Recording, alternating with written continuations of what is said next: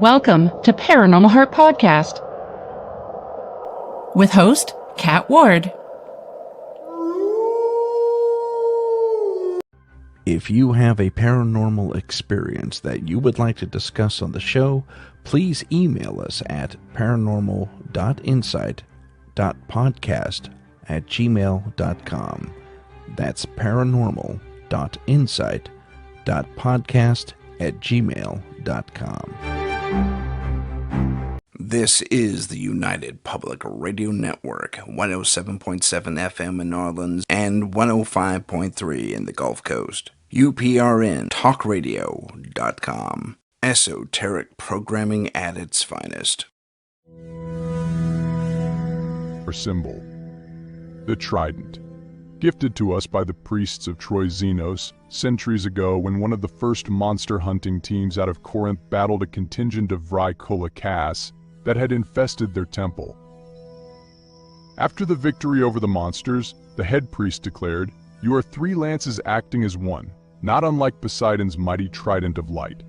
That would become our name, the Trident of Light, for the good we did and still do against the dark evils of this world." Available at Amazon Books.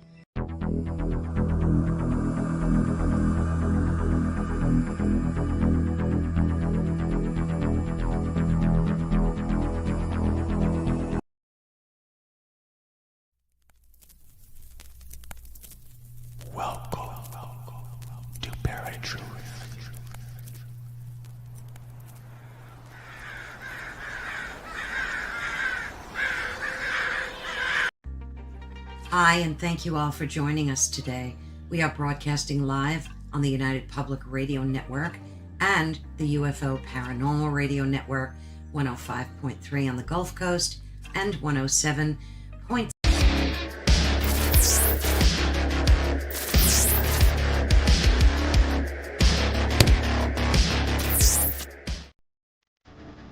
Hi, I'm Brittany Ashley, your host of Breaking Norms Building Dreams, your guide through this transformative journey in both business and life.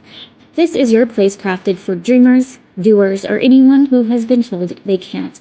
Get ready as we challenge those narratives together. You're tuning in live to the United Public Radio Network, airing on 105.3 and 107.7 FM in New Orleans. We are streaming on all the popular platforms every Monday at 3 p.m. Eastern Standard Time. Join me for a candid and thought-provoking conversation celebrating your unique journey because you are worth it. The Church of Mavis Radio Show, Friday nights at 8 p.m., 7 Central, starring Jeffrey Pritchett with his co-hosts Wham and Jay McNicholas, right here on the United Paranormal Radio Network, UPRN 107.7 FM, New Orleans. Welcome to Negotiating Happiness, the show that helps you find happiness, success, and balance in your work and life. I'm Adriana Fiestra, your host for this journey into entrepreneurship and personal growth. We're broadcasting live on 107.7 and 105.3 FM in New Orleans as part of the United Public Radio Network. We explore the latest strategies, insights, and stories from successful entrepreneurs and experts. From managing stress to building a thriving business, we've got you covered.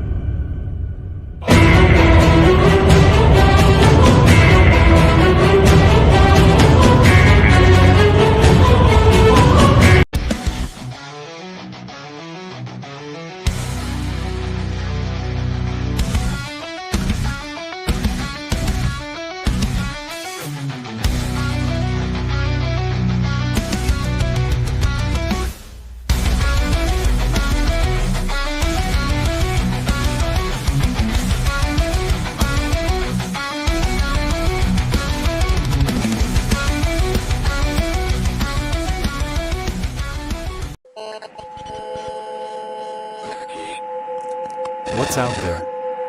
What creates the shadows in the corners or the creatures of the dark? Who are those on the other side? What do they have to say? This is the Gateway Podcast. This is not your normal style of paranormal talk radio. Brought to you live from United Public Radio Network, 107.7 FM New Orleans.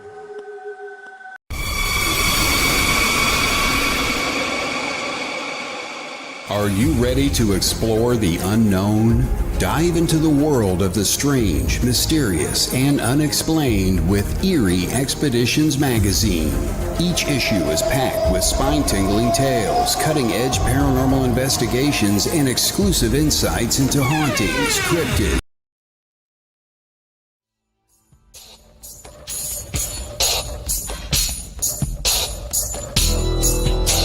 Welcome to the Outer Realm with Michelle DeRoche and Amelia Pisano. Airing live on the United Public Radio Network, 105.3 FM in New Orleans.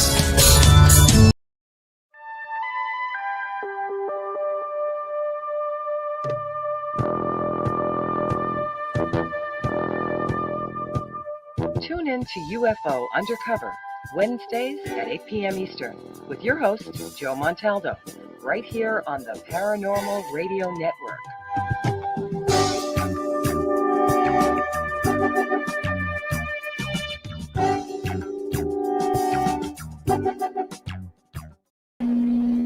I had enough.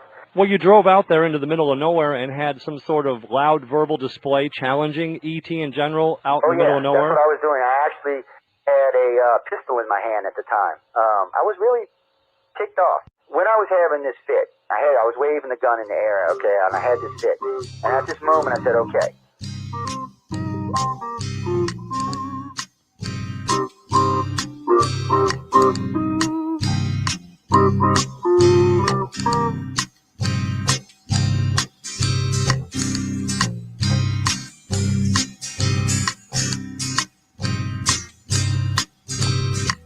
He was a Louisiana man named Montaldo. Folks around called him Six Gun Joe. Worked with ICAR, don't you know? Investigating UFOs. Out for a drive with a gal one night, they stopped to check out the reporting site. When an alien lit right there on the ground, he commenced to throwing his weight around. Now, old Six Gun didn't take too kindly to that kind of thing, especially without Vaseline or anything like that, Seriously. Well, Six Gun looked that critter right in the eye and said, "Any last wish before you die, yo?" Reached for his gun, quick as a twitch, and said, "Fill your claw, you son of a bitch." Now a legend spread across the land about this pistol-waving man.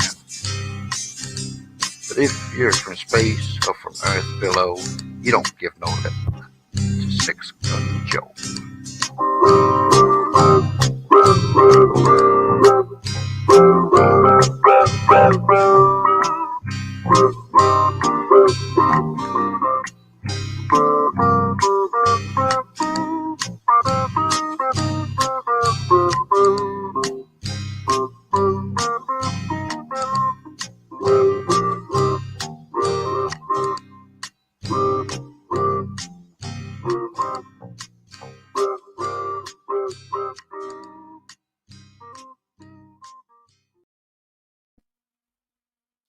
Welcome to UF Undercover. What's got this ugly green shit going across my screen? What is this?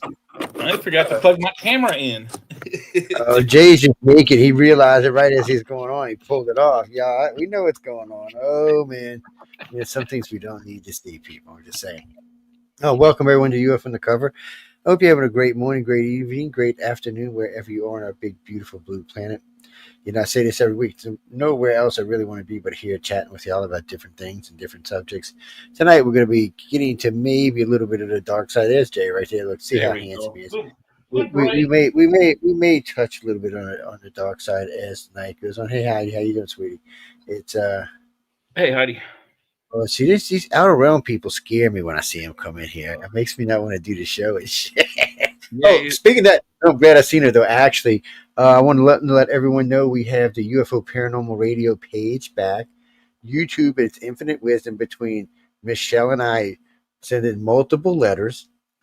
We finally got, and this is what's so funny. So they turned us down the first time. I rewrote the letter, sent it back. They turned us down. So last night around 1 a.m., I was checking on two different things, and neither one of them were there, which pissed me off. And when I checked on our page, it said, "Sorry, we reviewed it. We're not going to give it back." Well, so I'm just pissed off. So today I'm messing around with something, and I see a message from Michelle pop up, and it's got a thing saying, "Oh no, we reviewed it, and yes, we're going to let you have your page back."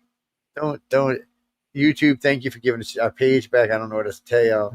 I don't even know what to think about most of this stuff. It really had to do more with someone getting their feelings hurt on another show, but it's Well, neither but I here. also think that part of the problem is that they have bots that watch the shows. That they don't have an actual person. Yeah, So, but on the night we got suspended, there was a particular show that had a Uh-huh. particular problem. And, I mean, Michelle dealt with it, and but it was just Thank you, Michelle. sometimes people just get pissed off. And I'm telling you, we sent them originally. We sent them a letter. This was like 4 weeks ago. We sent the first letter, and it took them like 2 weeks to give it back. And then I kind of changed the letter and sent it back, and it took them another week to answer that letter. And I've never seen YouTube. Usually it's like 2 days, screw you, or 2 days you get it back. You don't usually see A month stuff later. like that. Well, I mean, they accused us of some pretty harsh stuff, so I'm glad they went and took a look at it to see what it is. But anyway, ladies and gentlemen, I was talking with Michelle DeRoche, who's in the room. She's follows us in the outer realm. She'll be on. Matter of fact, in about an hour and a half, or about an hour 40 minutes, she'll be on, wreaking havoc, causing trouble. I don't know. See, we're all innocent on this show. We're all sweet. She's going to put our brand new recovered YouTube page in jeopardy again. Well, we're actually we're on it. So if her letter was apparently too hostile for. Well, no, it was funny because they didn't say anything. You know how YouTube doesn't tell you anything, so they just said no, and I said okay, but I still had the original draft Michelle had sent me, so I just changed it around a little bit, and then in the middle of it, I said, well, look, could you please tell me who was doing these things so I can make sure that they were bleeping fired in that order? Well, no, because this is a serious offenses they were saying happened. Yeah. And let's just be honest, if Michelle would have already fired him, if it was true, I wouldn't even have to worry about it. But if I'd have found that, I'd have fired him too. So I asked as politely and as succinctly as I could you, if you're not going to let us back on, could you at least tell me who these people were so we could make sure that we're not having this problem? I said, because we have several people watching the network, and I said, we don't put up with this kind of mischievous shit. Yeah. I said, you'll get fired in a heartbeat. Besides, my manager likes to fire people. I said, yeah, we got a lot of new guys coming in. We need to make more room for more. So, I was just telling somebody that just about an hour ago. Michelle likes to fire people. I'll have to tell her about that after her show. But anyway, getting to a more serious topic. Wait, what about space? Oh no, not the bimbos in space. No. God. Let's not talk about that tonight, please. Kirby asked me on Friday. How's that? Yeah. Friday and Saturday on the chat and news on the flip side. We'll handle that. Yes, I can't do bimbos in space tonight. Michelle via tall tales. They're just. I just can't. Look, I save it. You can ask me any question on Friday night, and I'll answer it because I can say what I really feel. Here, I can't. So tonight it's just bimbos in space, and leaving it to that. No, well, Michelle got me thinking the other night. I was actually out around with Michelle DeRoche the other night. Thursday last week, and it's been a while since we've talked about any of the cases. So I've been flipping through cases for her show, and it got me flipping through other cases, which got me, of course, flipping through other cases. Now then flip through, I don't know, 1,500 cases. I should just choke Michelle for this. Yeah, so I got all this stuff, getting in my brain. to think this was always in my brain before. Before anybody asks, because I do other things now, I have to kind of compartmentalize what's going where. So I'm real lucky because Michelle takes care of a lot of the day-to-day operations of the network. So it allows me now to fiddle in. Finally, I'm making headway with some other people. Some other stuff we'll just say, which I'll all be pleased about as it comes out. Actually, in 7 or 8 days, the new TV part of the network should be debuting, or I don't know, 7 to 14, however long it takes them to do what they got to do. So y'all will be checking that out, and then there's some other stuff coming up. And then I know of at least 3 pay-for-view investigations that are scheduled. Yes, I did say pay-for-view because it does cost money to go places and do investigations. One, though, that several of us will participate in. I know the gang from the chat will all be there because they all live nearby, except for Michael and I would live a little further away. Michael's about 3 hours out, and I think you're probably about 19 or 20. If you last trip I took to DC, it took me 16 hours to get there, and I was I'm playing another hour away, and then another half an hour to Gettysburg. You're about 17, 18 from me. Yeah. And that's driving like Smokey and the Bandit kind of driving. So we want to try to avoid that. I was in a hurry to get to DC for that particular conference. I still remember there was 5, 6 people in the car. I blew by the state trooper in Virginia somewhere, and actually in West Virginia. I blew by him so fast I seen his car do this. And some bitch didn't even look up. Jay, it's like, is he sleeping? He was probably asleep. I was like, everybody in the car just took a breath because we was cruising. Nobody was smoking weed. Who typed that? No, That's it. He pulled over some teenagers about 20 minutes earlier. And Michelle, if you're still here, put who your guest is tonight because somebody just asked me and I don't know. Well, no, until I look, I don't know. I usually do that at the end of the show, not at the beginning. No, no. So there's been some dark stuff over the years. What the hell, man? Pop-up city tonight. I don't usually get pop-ups on my computer. It's kind of weird. It's just the more I looked at this, the more dark cases I remember. So somewhere in my head, I must file some of these cases away because as I was reading through the files, and a friend of mine who developed this the original software, which was Kelly, and then it was updated by a few other friends of ours, and then a good friend of mine who used to work out at the HARP facility. I know Michelle's awesome, so you can't be saying that. Close Encounters of the Ancient Kind is the subject tonight. I don't see a guest. There it is. I see it now. It just popped up. Debbie Dishinger? How do you say that? Dishinger. Well, that ought to be fun. It's well, you get a lot of entertaining stuff on the network. You get to learn a lot too, but you also get a lot of entertaining stuff. Then they got Michelle let these a-holes loose on Saturday night. I don't know what we're going to do with them. Just God, the only time they behave is when somebody's on with them, and then barely even then. It's even just barely then, yeah. Poor Carrie Lynn. See, Laura Lee's used to us, so Laura Lee knows how to deal with it. Network a while. Carrie Lynn's only been here a year or so. Yeah, well, Laura Lee's been on a lot of panels with her, so she knows if she wants to say something, she's got to step up and say something. Yeah, poor Carrie Lynn. Then. But we were nice, Michelle. We were very nice to Carrie Lynn because she's a very sweet person. Mm-hmm. It's who typed it? Where is it on there? Oh, my messenger. Saturday night starts around 6:30. Whoever gets there first, JRI usually opens it up. It's about nothing before anybody asks. It's no nothing. Subject matter. We talk about it could be about something. I mean, it could be, but it's not really. It's basically we just give everybody the bird and just talk about whatever we want. Actually, that's not even true. We don't even talk about what we want. We talk about what y'all want. So whatever the people listening write in and say, hey, or call in and say, hey, that's what we talk about. And sometimes it's, just say weird topics. Yeah, well, if the chat room is quiet and they're not asking us questions or giving us things to talk about, we're going to digress into like food or something else. That's Samantha, to answer your question, the darkest thing I've seen, I couldn't tell you it's classified. Not shit. It's actually classified. It's the darkest thing ever. Now, the second darkest thing I've ever seen was that freaking shadow thing out in Honey Island Swamp, which I've talked about on many occasions, but that shit still scares me. Look, people, They don't even say those words around Jay, and that's just like insanity. No, this particular case it was something about it scared the hell out of me. Look, I've been in all kind of hairy, scary places, and it didn't scare me. And people always ask me why I carry a gun. I carry a gun. If you ever seen the movie Deliverance, that's why I carry a gun. Not because of the animals, not because of the alligators, not because of the bears, not because of the snakes. They're predators. It's because of the idiot people that you might run across while you're deep in the swamp. And I mean, sometimes with 14, deep in a swamp, you could be being evacuated from a hurricane, as I and my friend were, where we were almost accosted by some rednecks that lived in the area. Unfortunately, I flashed my gun at them, and guess what? Nothing happened. It's not like I went freeze. I just pulled my shirt back and said, "Look what's on my hip."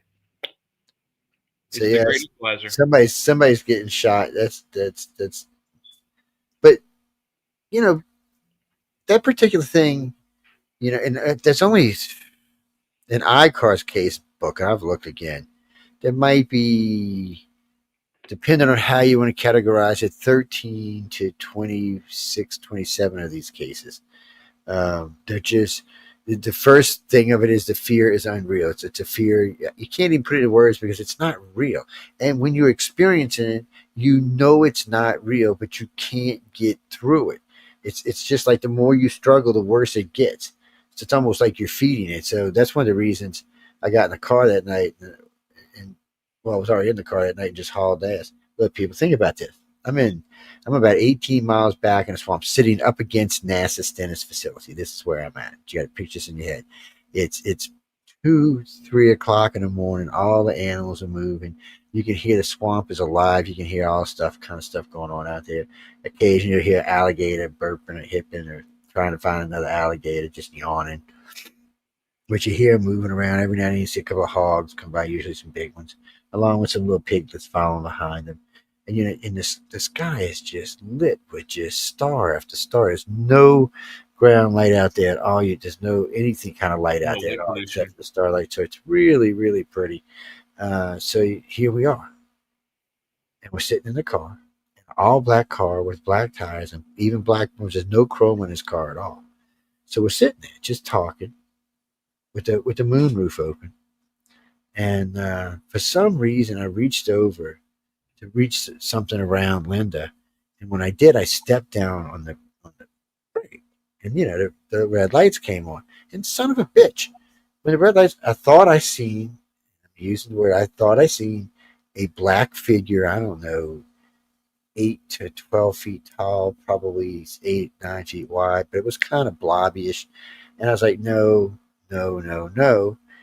Joe, your brain is, you're deep in the swamp, you're seeing shit. Stepped on it again, it was closer to my car. Ooh. But it seems like, and we didn't figure this out till later, it seems like when your light hit it, it kind of stopped. So I kept my foot on the brake, I dropped the son of a bitch in the first, and I just punched it. So whatever was behind me was just dirt, mud, rock, whatever there was, shit was slinging everywhere. So now you get a picture. I'm in a I think it's like a 99 Stanza. Nissan Stanza. I'm flying wide open on this gravel road in the middle of the swamp on both sides of me. You can hear the rock sliding off into the water as I'm going around the turns and shit.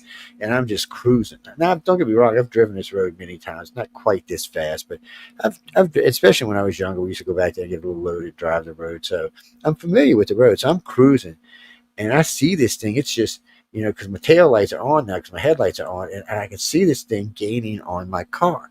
And I'm thinking, how much faster can I go on this road without killing us? Because, the car will do 160, but there's no way on this road you're doing 160. Just the gravel alone will keep you from getting much over 100. So, because every turn is there's a deep bed of gravel. So, when you get around 100, you start getting wanting the car wanting to slide way out. So anyway, I'm coming, and I know I'm maybe 2 miles from that. There's another road that's just a straight black top road that runs from where the old bridge, where they collapsed it, where NASA is, all the way back out of the swamp to the interstate. So I know this is coming, and I know there's a hump there. So I'm like, what am I going to do? What am I going to do? Because I know this thing it just seems like it's catching up. So I stepped on a brake and it stopped, and I let off the brake and it rushed up, and as it did, I stopped again and just cut the wheel sideways and slid up the gravel and just kind of plopped down on top of the fucking road. Boom, and the car just bounced. And when I did, I reached out, and I only had a 380 on me this particular night, and went pop, pop. And I could see the light went through it, but it stopped. It stopped, but it didn't stop because of friggin' bullets. It stopped because of the light. And then the gun stopped flashing. It felt like it was in slow motion. Of course, it was like 2 seconds or something, maybe not even that. So I see it rushing up the thing towards the car again. So I just punch it.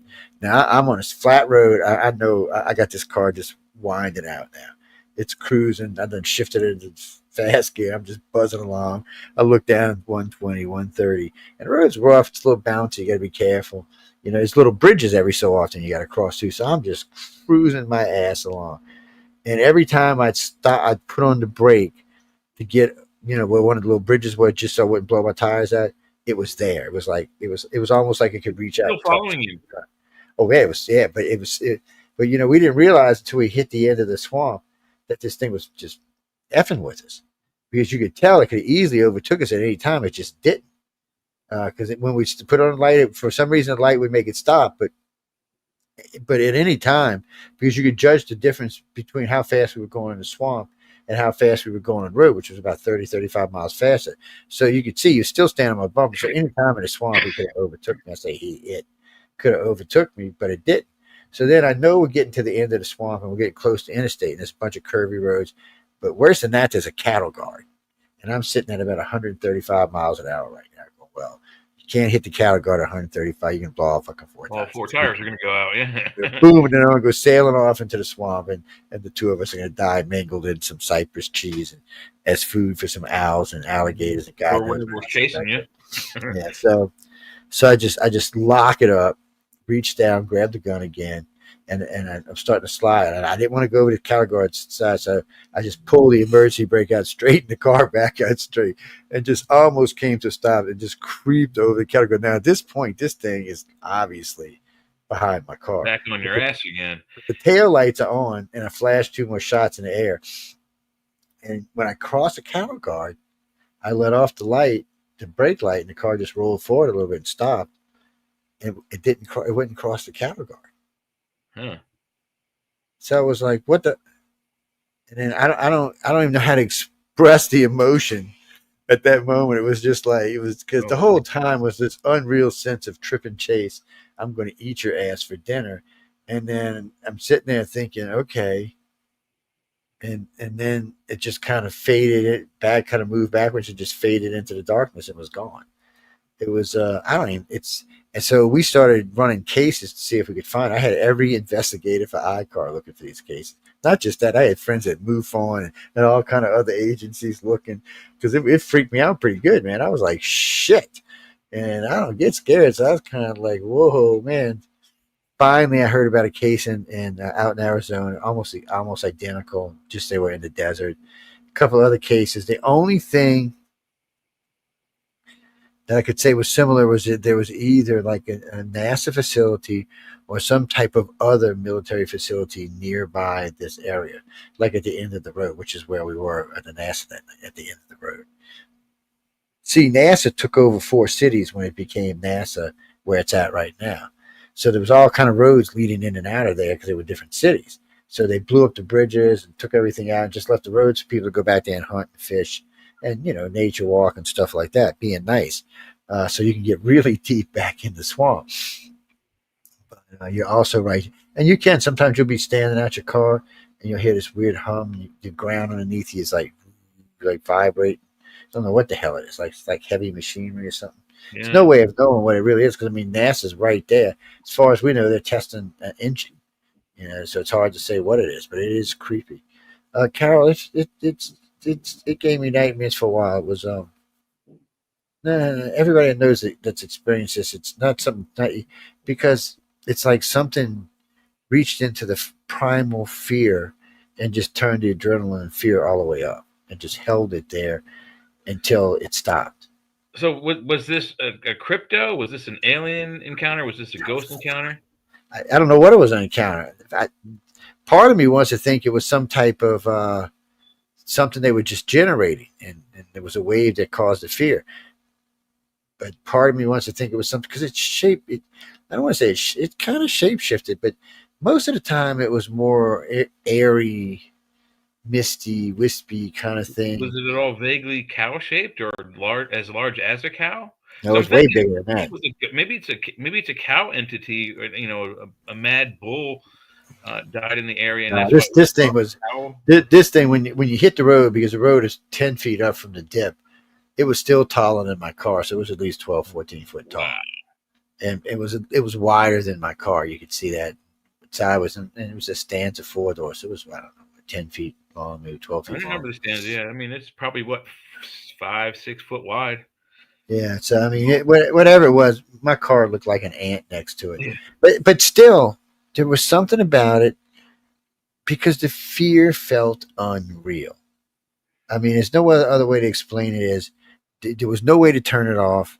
No one I know who's ever ran up across this thing has been able to turn it off. It's almost at first we thought maybe we walked up on some type of, maybe it was a Bigfoot nest, or maybe it was some type of where the aliens were, and this is just something they did.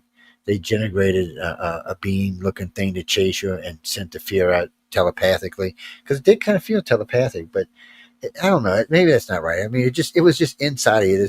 It was like somebody just reached in, shot your fear thing, just shot it up and maxed it out. Yeah, And it didn't stop until we crossed that cattle guard. So I'm kind of thinking maybe there was something inside the area generated. So I was thinking that's the perimeter of whatever wanted you gone. That's how far they wanted you gone. If as long as you're outside that perimeter, they weren't going to come after you. It was strange. I mean, we'd been back there many times. Well, that's the place I told everybody a story not too long ago about. I was back there. We were riding around daytime looking for stuff, and this game warden come out of nowhere. Game warden sheriff guy. What you doing back here? I said, riding around. Where's your sticker? I said, on the thing right there, I got to fill it out. He's like, I said, dude, I've been back here 100,000 times. And he started giving me all kind of shit, went and get my car and search my car. I said, well, before you go getting crazy, and it's just how I said, I want you to, let me introduce you to my audience, because I was live. And believe it or not, we actually had pretty good cell signal back there that day. So I turned it around so he could see it. And there was about 150 people on Facebook watching. And they were like, because I was talking about places we go, where we went alien hunting, but at night, but this was in the daytime. And it turned around and they're all howling. You could hear them waving, see them waving, popping things up. And somebody popped on, because I had share screen, popped on and said something. And he said, you're really live? I'm like, yes, sir, we are. And I said, I own a little radio TV station right now. I said, I come back here a lot and film. It's a really beautiful place. And then all of a sudden, he's all like, oh, Lala, let me kiss your ass and blah, blah, this. Oh, yeah, it's so nice. And you're so nice. And just be sure to fill that out. You can get a ticket for not having it on your dashboard. I'm like, yes, sir. I'll fill out right here while you're standing right here. And I filled it out and threw it on the dashboard. And, but he changed, because he was being a you-know-what. I thought he figured he'd get my car and find something, I'm like, no, dude, you're wasting your time. That's what you're after. You're wasting your time. Oh, that was Kirby. That was spooky, man. But we've walked down the side of military bases, stairways into nowhere, as I like to call them, and it didn't scare me like this shit did. Oh no. I watched Linda get her arms. Well, I didn't watch it, but I was there for the after effect with her arms burnt from here to here. It actually looked like, that diamond mesh stuff. It's metal diamond mesh. It looked like somebody actually had heated some up and wrapped it around her arms. It made a perfect diamond pattern, but it didn't hurt her and it didn't seem burned, because you could touch on it and stuff. We had pictures of it and all. It was very creepy. I asked the doctor. The doctor thought she might have been self-mutilating or something. It was a very strange night. That whole night was strange. It was, I still remember this. We're sitting on the beach. We're in Gulf Breeze, Florida, on an investigation, actually.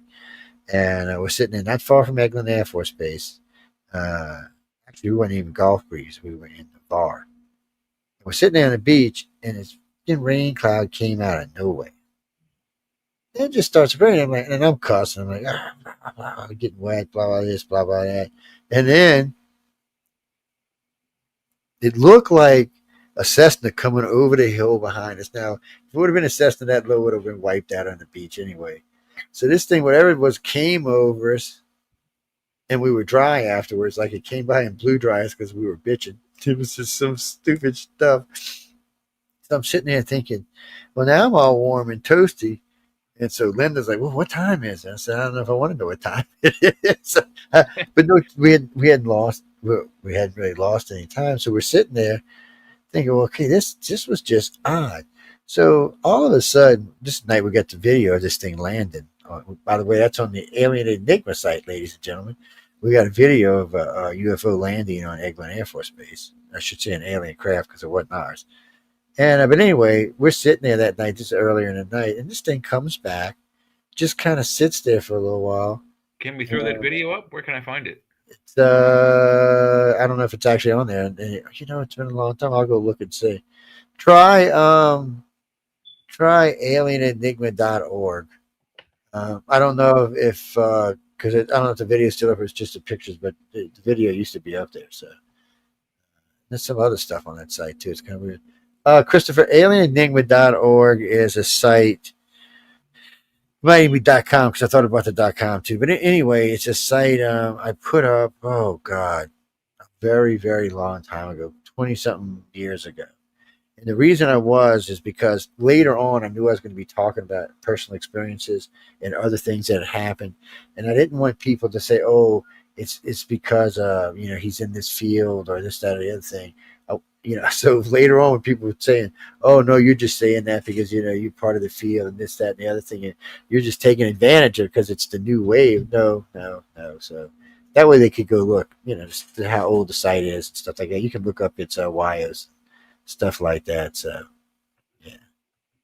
yeah. Well, it's like the picture we've shown y'all on here on the ICAR1.com site. There might be a video of it on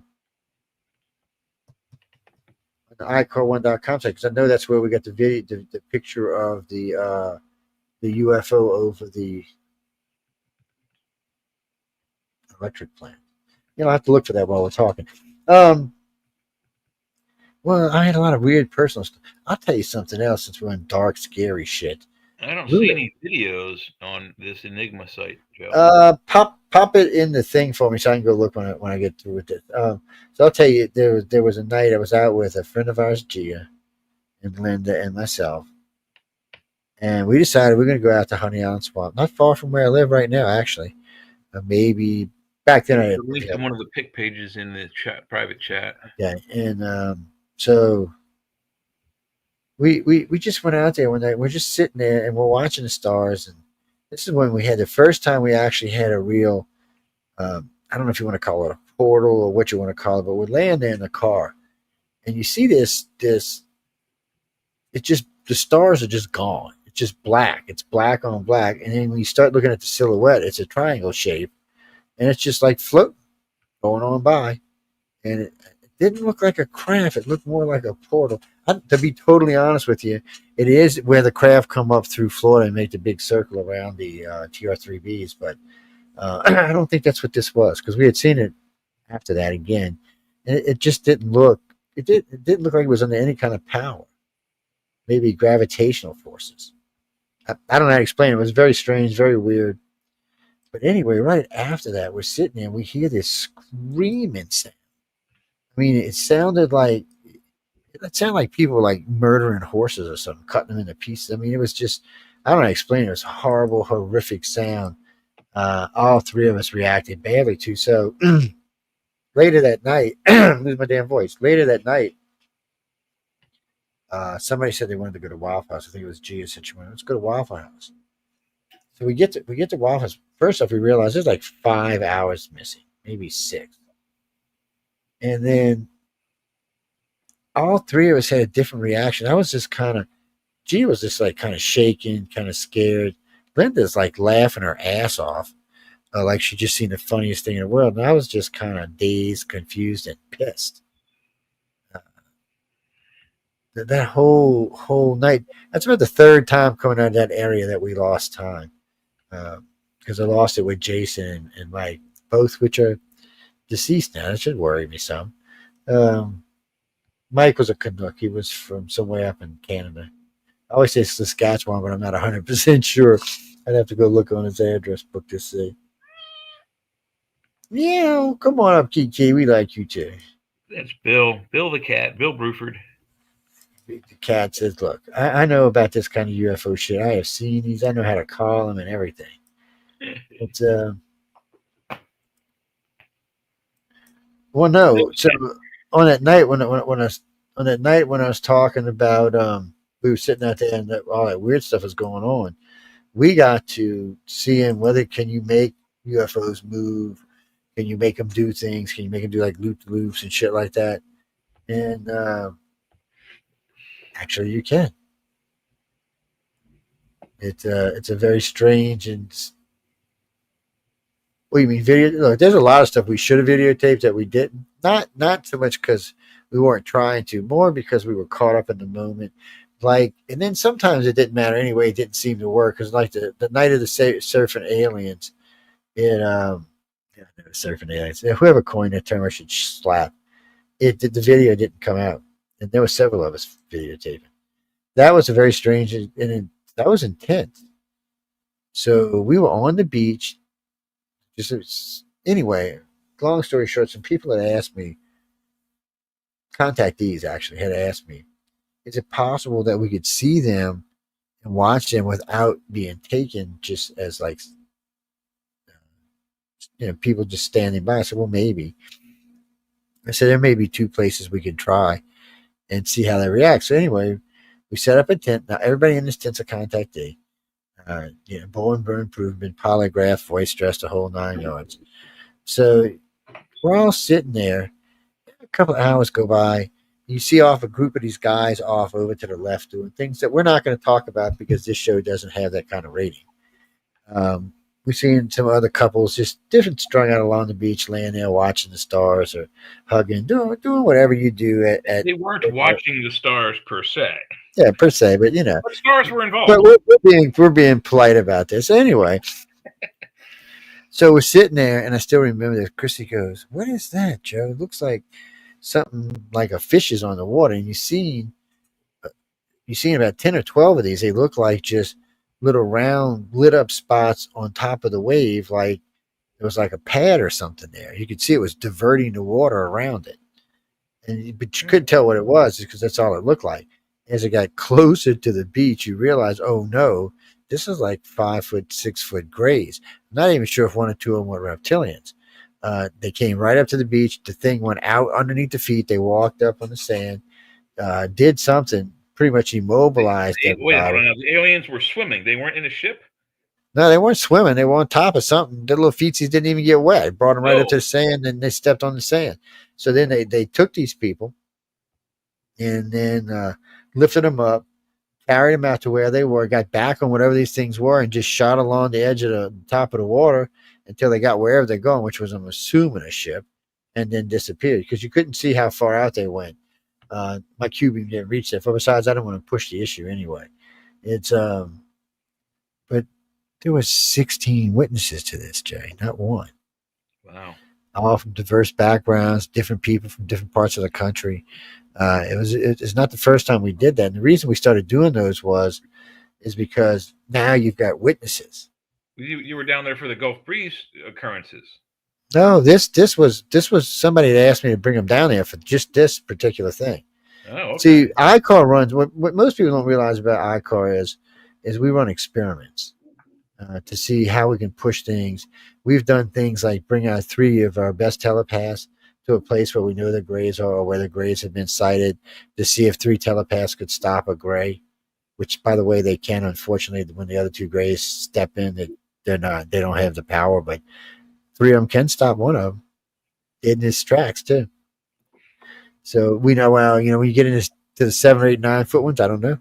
This was about a 5 foot one on the first experiment. I know the second one was probably around 6 foot. So, but the thing of it's not just those. I mean, there's lots of other things they've done, like the ones where we just give you a question, let you program yourself. So the next time you see whoever's abducting you, that's the first thing that goes into their head because that's all you're thinking about. And it's funny because sometimes the aliens react in a manner of, oh, look what my pet did. Oh, look how good. And every now and then they just get pissed.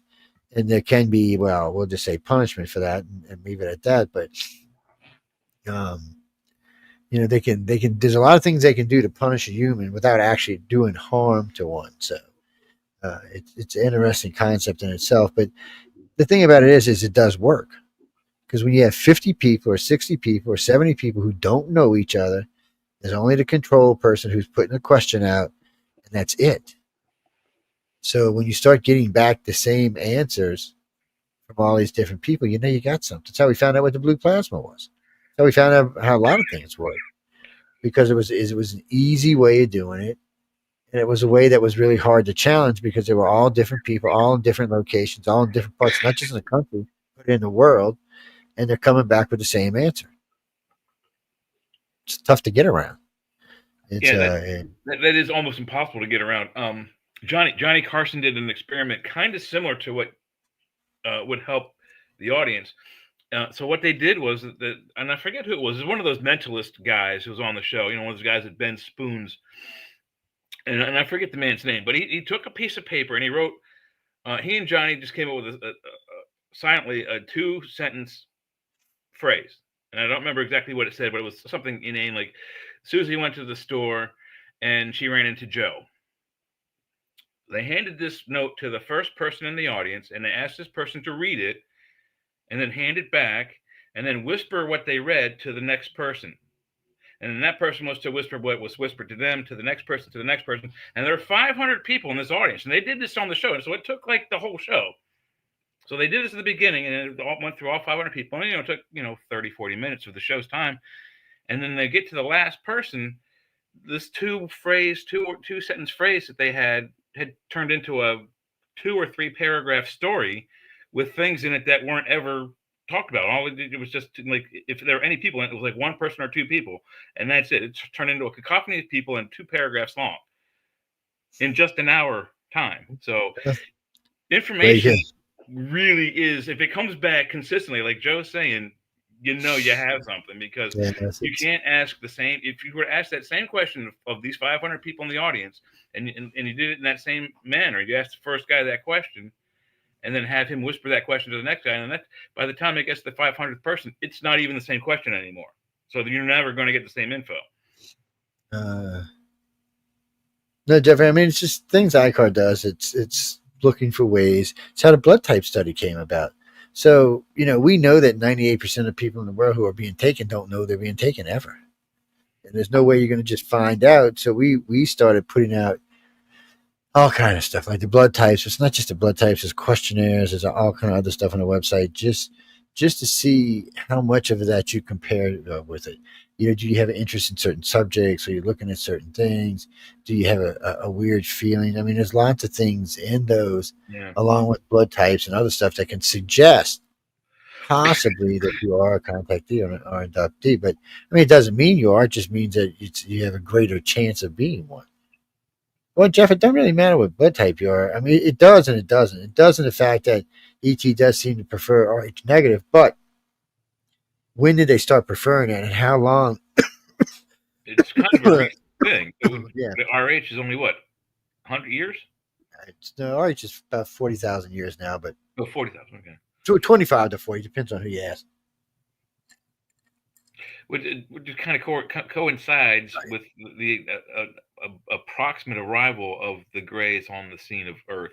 Yeah, so it's weird, but as far as we know, RH positive are still the dominant in abductees and contactees, because, like I said, 98% of them we don't know. Well, I mean, they have to have obviously some interest in the brown hair, brown eyed populace, because that's the core that they started with the experiment. Now the Greys are later to the experiment than the reptilians and the mantisoids and the Anunnaki and other human types, but that's the base. I mean, so you're going to have to go back to the base. You can't delete the base until you have a working whatever the next step is. Hey, Joe. Hey, Joe Fox in the room. It's I don't know. It's tough, because we know a lot about our ancestry, but then we know nothing about it at the same time. And very little about our history. I mean, our written history literally is only a few thousand years. No, of course, all right. So the argument is, depends on whose argument you would take. It's 6,000 years, Sumerian history, first written language 6,000 years ago. Now, they swear they found the Zero Dynasty in Egypt, which is a little bit older, about 65. The first written language is now 8,000 years ago. So now we keep moving back. Now, boom, out of nowhere, we found these two sunken cities off the coast of India. And by the way, there's writing in places. So there was a written language 15,000 years ago. So who the hell was this? Dharma? Oh, I don't really know what to do. All I remember is they found both cities. They said both cities probably had populations of around 250,000, give or take. And completely obliterated and sunken underwater. Now, though, they do not think that it was a disaster because so many of the pylons and so many of the buildings are intact. They think it was just gradually just climate change. People, shit, you like that? Climate change, which doesn't, because everybody forgets. It could have been a fast change as well. If it wasn't like a tidal wave and the water just rose over a few days. Yeah, I mean, whatever occurred. Well, so we don't know, but all we know is for sure that there was way more ice frozen back then. That was the end of the Ice Age of 15,000 years. It was roughly around the time the Ice Age ended. So everything was just starting to melt. So there was probably a lot of places. That's why we keep finding these cities, because there was probably a lot of these cities that were built on the edge of the water. Of course, most places we're going to find the interesting information are going to be cities in the water. And once the Ice Age ended, and all those glaciers started to retreat, the water rose. There's arguments about when, but a lot of people think it's around 10, 15,000 years ago. Well, and the water table doesn't change. Whatever the shapes of the lakes were before the Ice Age are now different afterwards. So where cities used to have been, or where you thought a city might be, now there's a big body of lake there, so no one thinks to look for a city. Well, duh, that's where the cities we're going to find them. They're under those waters. And we're finding more. Well, it's like finding the one in the mountains down in South America. What the hell? That doesn't even make any sense. I mean, I guess they built a reservoir and sunk the city, because I mean, we've done that in America, where we've built reservoirs and there's cities in the middle of them. The only race we know, well, not race, but the only civilization we know that were the first one to use the reservoirs would have been like Greece and Rome.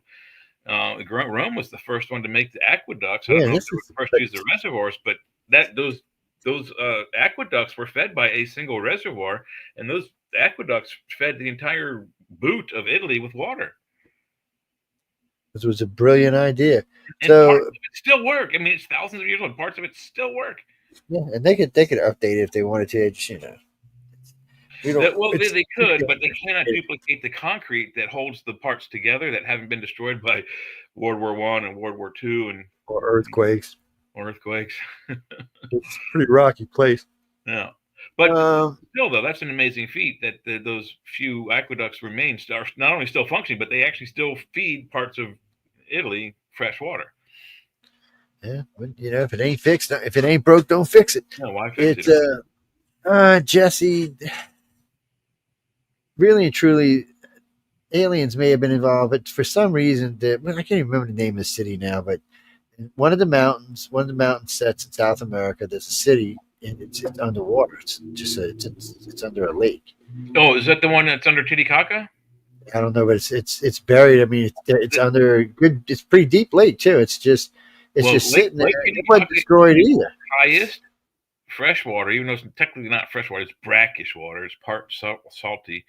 But it's another highest lake, allegedly freshwater, and allegedly there has been talk of a city beneath it, or a UFO that lives underneath of it. Well, no, Keith. So this particular city we're talking about is just sunk. It's just they don't know why it's there. It was built in a valley basically, and then the valley filled up with water. Well, there was a global disaster, some kind of flooding that happened.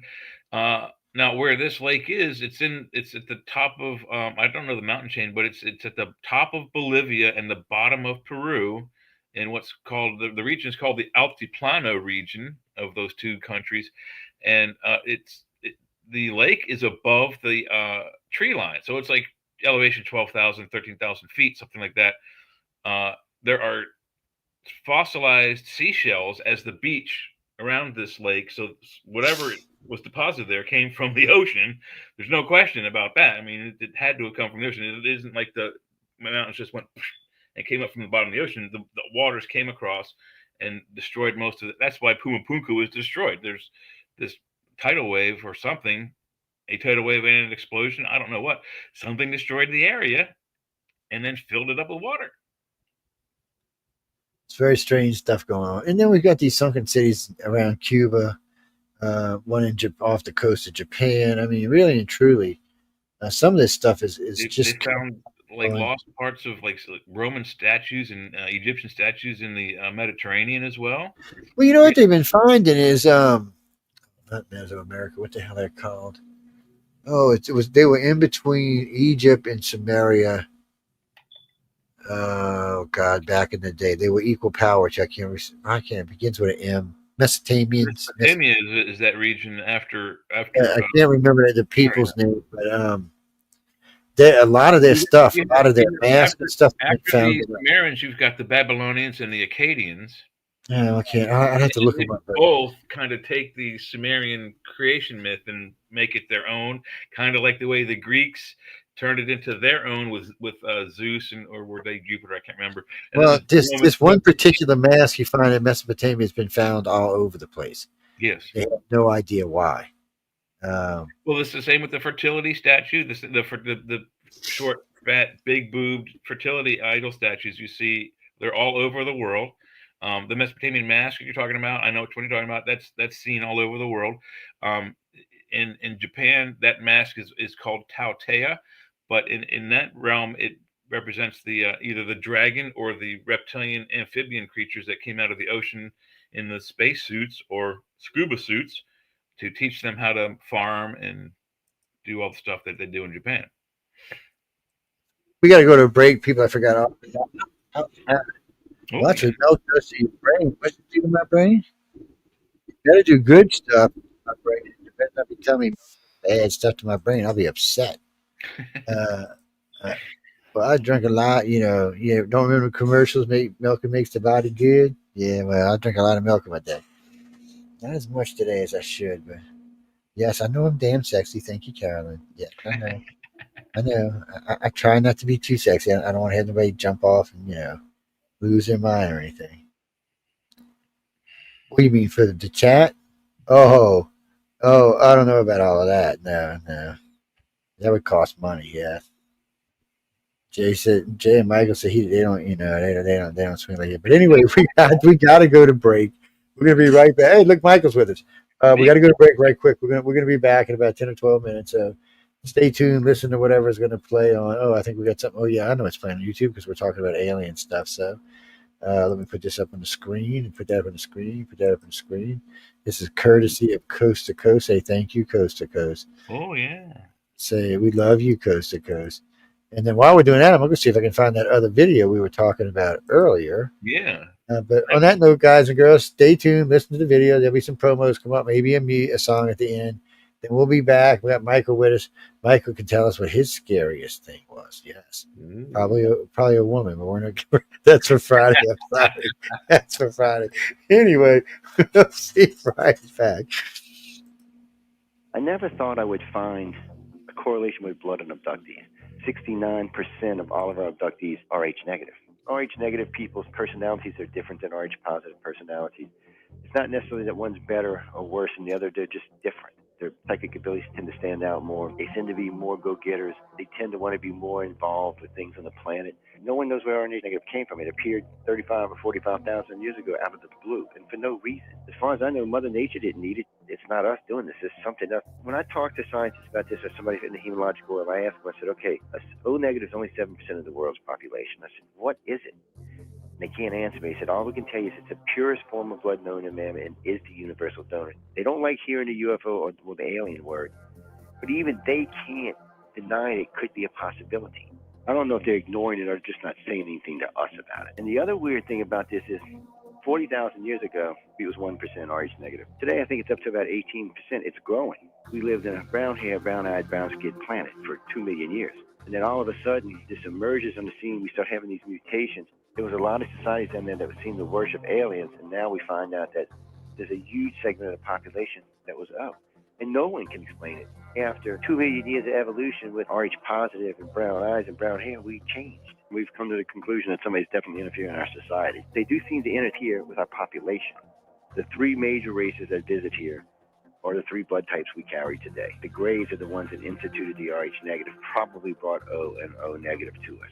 The human aliens, from every description I've got from anybody who's been abducted, look somewhat like us, but their heads are deeper than ours are.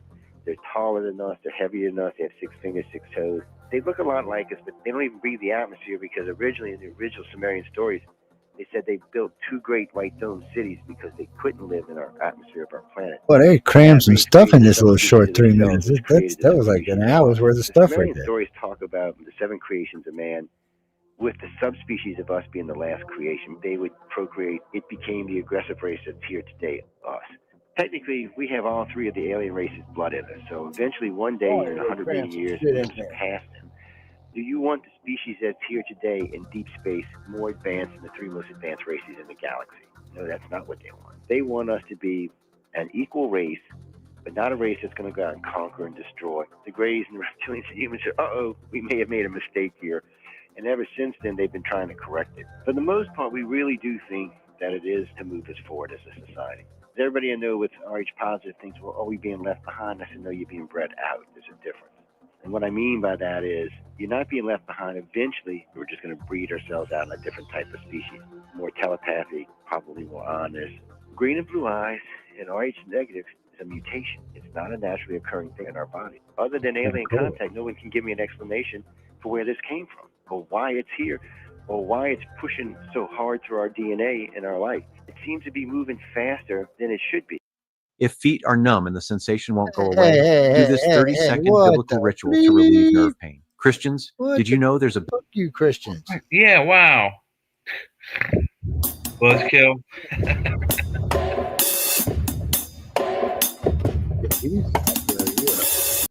You're out of there, buddy, because we're not even supposed to be over there. We're supposed to be somewhere around here. Man, where'd it go? There it is.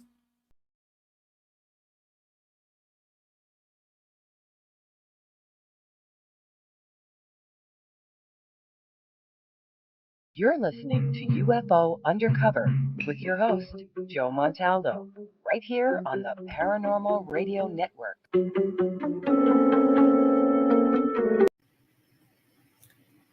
The Church of Mavis Radio Show, Friday nights at 8 p.m., 7 Central, starring Jeffrey Pritchett with his co-hosts Wham and Jay McNicholas, right here on the United Paranormal Radio Network.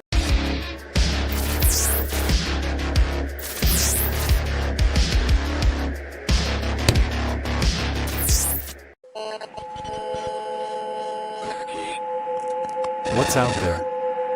What creates the shadows in the corners or the creatures of the dark? Who are those on the other side? What do they have to say? This is the Gateway Podcast.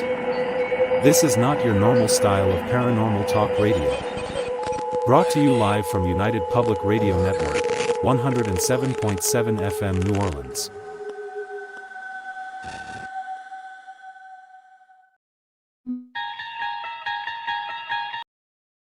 I had enough. Well, you drove out there into the middle of...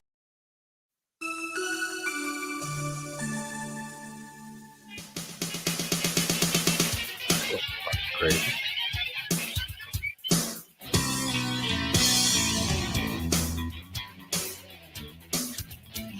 Show yourself. Oh, please show yourself.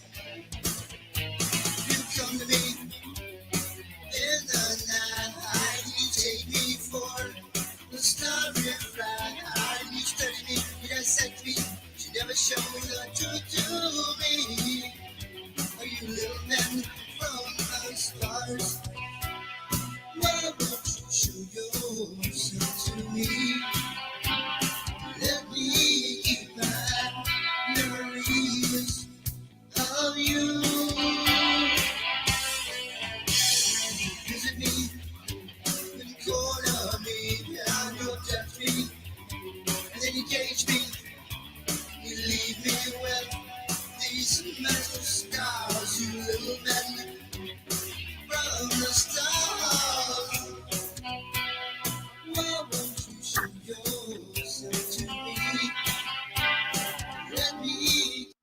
All right. I had enough of that. Welcome back, everyone. Welcome back to UFO Undercover. I hope we didn't scare you too bad in the first hour. Jay was trembling and shit. I don't know what was up with him, man. It was just crazy. I see Michael down there hanging out. Why am I hiding behind the mic like that? Sorry, guys. A little weird stuff going on in our studio tonight. But I hope everyone is having a good morning, good afternoon, or good evening wherever you are on our big, beautiful blue planet. A lot of time zones we're crossing, a lot of stuff going on around the world. Thank you, Heidi. Welcome back. It's a lot of strangeness on the planet. It's sometimes when I'm traveling, I get invited places and I get to check stuff out. But the places I found the most fascinating to me so far with dealing with aliens is the null zones. When a contactee first goes there, abductee first goes there, it changes them. I mean, it seriously changes them. So when they hit the null zone, it's hard for them to understand what they're feeling because they're not really feeling anything. It's probably the first time that an abductee or a contactee was without contact. Since ET always keeps contact, whether you know it or not, they're always sitting in the back of your head. Is that like the ball sack conversion? Yeah, So it's serious. It's serious. Experience any sort of like a withdrawal once or if contact is. No, it's more like exhilaration. It's the first time they could. No. I mean, if it stops happening, is there a withdrawal symptom that can be looked for if they if contact isn't made after a certain, if they have regular contact and then it stops and it becomes irregular? Do they? Wait, it's not. That's not how. Well, so contact doesn't actually work like that. So whoever your handle is, always keeps 24 hours a day, 7 days a week. Is always a contact. If there's not, you're dead or you've been already crossed over to the other one. So it's that's pretty much how that works. But what this is this is a place, as far as I know, there's only 3 of them in the entire country that you can go if you're an abductee or a contactee. You go there and not feel anything. You lose that whole sense of, because contactees especially, because they always sense them. Once they know there's always a contact, they kind of sense them. They even kind of know when they're coming and going. So this is something that turns all that off. And the best part is they can't find you. There's something There's technology at work that masks their ability. I don't think it's a technology. I think it's something natural because of the places where it is. Oh, so it's a ley line type of spot. Yeah, it's something that blocks them out that they just don't know. Because we know because of other contactees that sometimes they go looking for them because they'll take a vacation. And best part about this is 2 of these places are actually in vacation places. I mean, big vacation places where you go, yeah. I mean, in a beautiful place, emerald green water, white sand. I can assure you, one place is not Phoenix. I've been to Phoenix many times, and I've felt it's not Phoenix. Now, Phoenix is. I felt like I'm exposed. There's no Phoenix trees. got those evil aliens that Leah hangs out with. Yeah, it's not like the nice ones that Michael hangs out with. No, I literally when I was in Phoenix visiting my parents the first time, I had this eerie feeling. I'm on their back patio where they had their pool, smoking a cigarette, looking at the night sky, and I felt like some large thunderbird was going to come out of the sky and swoop down and pick me up and take me to its nest and feed me to its young. That's how exposed I felt. That's too many Hanna-Barbera cartoons, my friend. Yeah. That's what that was. Maybe one Johnny. What's that guy? Johnny Quest. You had it right. Yeah, that's it. Yeah. One too many of those. But you never know. I mean, you get those. That's what I'm saying. Though contactees get these feelings that they know that there's contact. They know they're there. They know that they're back to a better way of saying it. They know they're watching. Keeping time-ass aliens. Army Vet has a good question. So, do the UFOs travel through these null zones to look for their abductees? I've never seen it. Matter of fact, now that you said that, these places, you don't really hear of UFO sightings in these places. I know, isn't that some shit? I'll never give out the public the name. You'll have to know me personally, and it can't be over the internet. Heidi, I'd show you my Mach 5 with speed and Chim Chim, but Bill puked on it, so I can't show it on camera right now. we just taken people there, and we've had people taken to other places, and it's just a place where it's just a null zone, and they just don't send you. No, Mark, I would think Sedona would have been one, but Sedona makes it worse. Sedona likes heightens the way they can find you. Too many telepaths there. Makes like a field. Yeah. Sedona's nice. It's pretty. It's expensive. I mean, My friend who just moved out there is telling me that Arizona's starting to, prices are starting to go up. well, let me put it this way. Last time I was in Sedona, I bought a hamburger for $10. But y'all think that's cheap, right? But this was, oh God, this was 14, 15 years ago. So that's back when prices of a hamburger was like $5 or something. Yeah. It's, So the same hamburger now is probably $22. Yeah, I mean, it's a fun place. I went to all the vortexes, went and watched the UFOs over the place at night with the infrared. It was fun. It was a fun trip. Did I come away spiritually enlightened? And no, I did not. And as far as the alien stuff, I feel in some ways they're doing a disservice. Oh, I would recommend anybody go on a tour, by the way, because it's fun. You get the night goggles, you go out in the middle of the desert, you look at UFOs. It's fun. I mean, whatever you're looking at, it doesn't really matter. It's fun, and it's not trying to harm you. So it's a fun thing to do. But as far as him being alien craft and things like that, I'm not. Let's just say I'm not convinced, and leave it at that. Well, I have friends that work out there, so I don't want to hurt their business. Yeah. Let's avoid those places in Kentucky, huh? And it's well, one of them is in the deep south, yes, because I found it because I drove through it a few times, and every time we drive through it with some people, we're like, "What the hell?" It's always the same thing. What the hell? Because it's not really that wide across, and it's not really that long of an area. It's a couple of miles, maybe 10, 12 miles wide, maybe 10, 12 miles tall. It's just something there. It may be a little bit bigger than that, but not a lot. Maybe size of a little city or something, but it's It can't be Savannah, Georgia, because I was in Savannah, Georgia 13 years, and Savannah is replete. Savannah's beautiful, but it's And I saw a UFO there with multiple witnesses. So, and it's funny about these places, especially the one down here in the south and the one out west. Both of them, UFOs are seen around them quite often, but not in that particular area. They're never seen. So even whatever it is, and maybe it is something to do with the ley lines, maybe some type of field that runs right there that they can't access, or it could do damage to the ship. I mean, I really don't know. Maybe it But I disrupts their know it system. does work for contact. A friend of mine said I should start a vacation thing for it, and I thought about that. It would be good, probably make some good money too. I But think that's then the question: which of those aliens that are we talking about in the all show of them. are toxic to our? Which of them have toxic aversions to our atmosphere? All of them? No, the grays can breathe the atmosphere. The reptilians can, and the new humans can. The original humans that came here with, according to the Sumerians, they couldn't breathe our atmosphere. It was The the ones original that Anunnaki created could not. Yeah. Yeah, so and they just created their self that could breathe the atmosphere. Actually, they created a self that could breathe both atmospheres. And Well, that's one of the arguments I have with Mr. the Hare from Ancient Aliens, because he always talks about the Dogu figures, these clay and bronze figures of ancient Japan that look like, and he says ancient aliens, but the stories that are associated with those figures he never tells you is that they came out of the ocean, not out of the sky, and the beings within they had like the mass was filled with ocean water, so they breathed water while they were on land, and they were considered amphibious or reptilian like.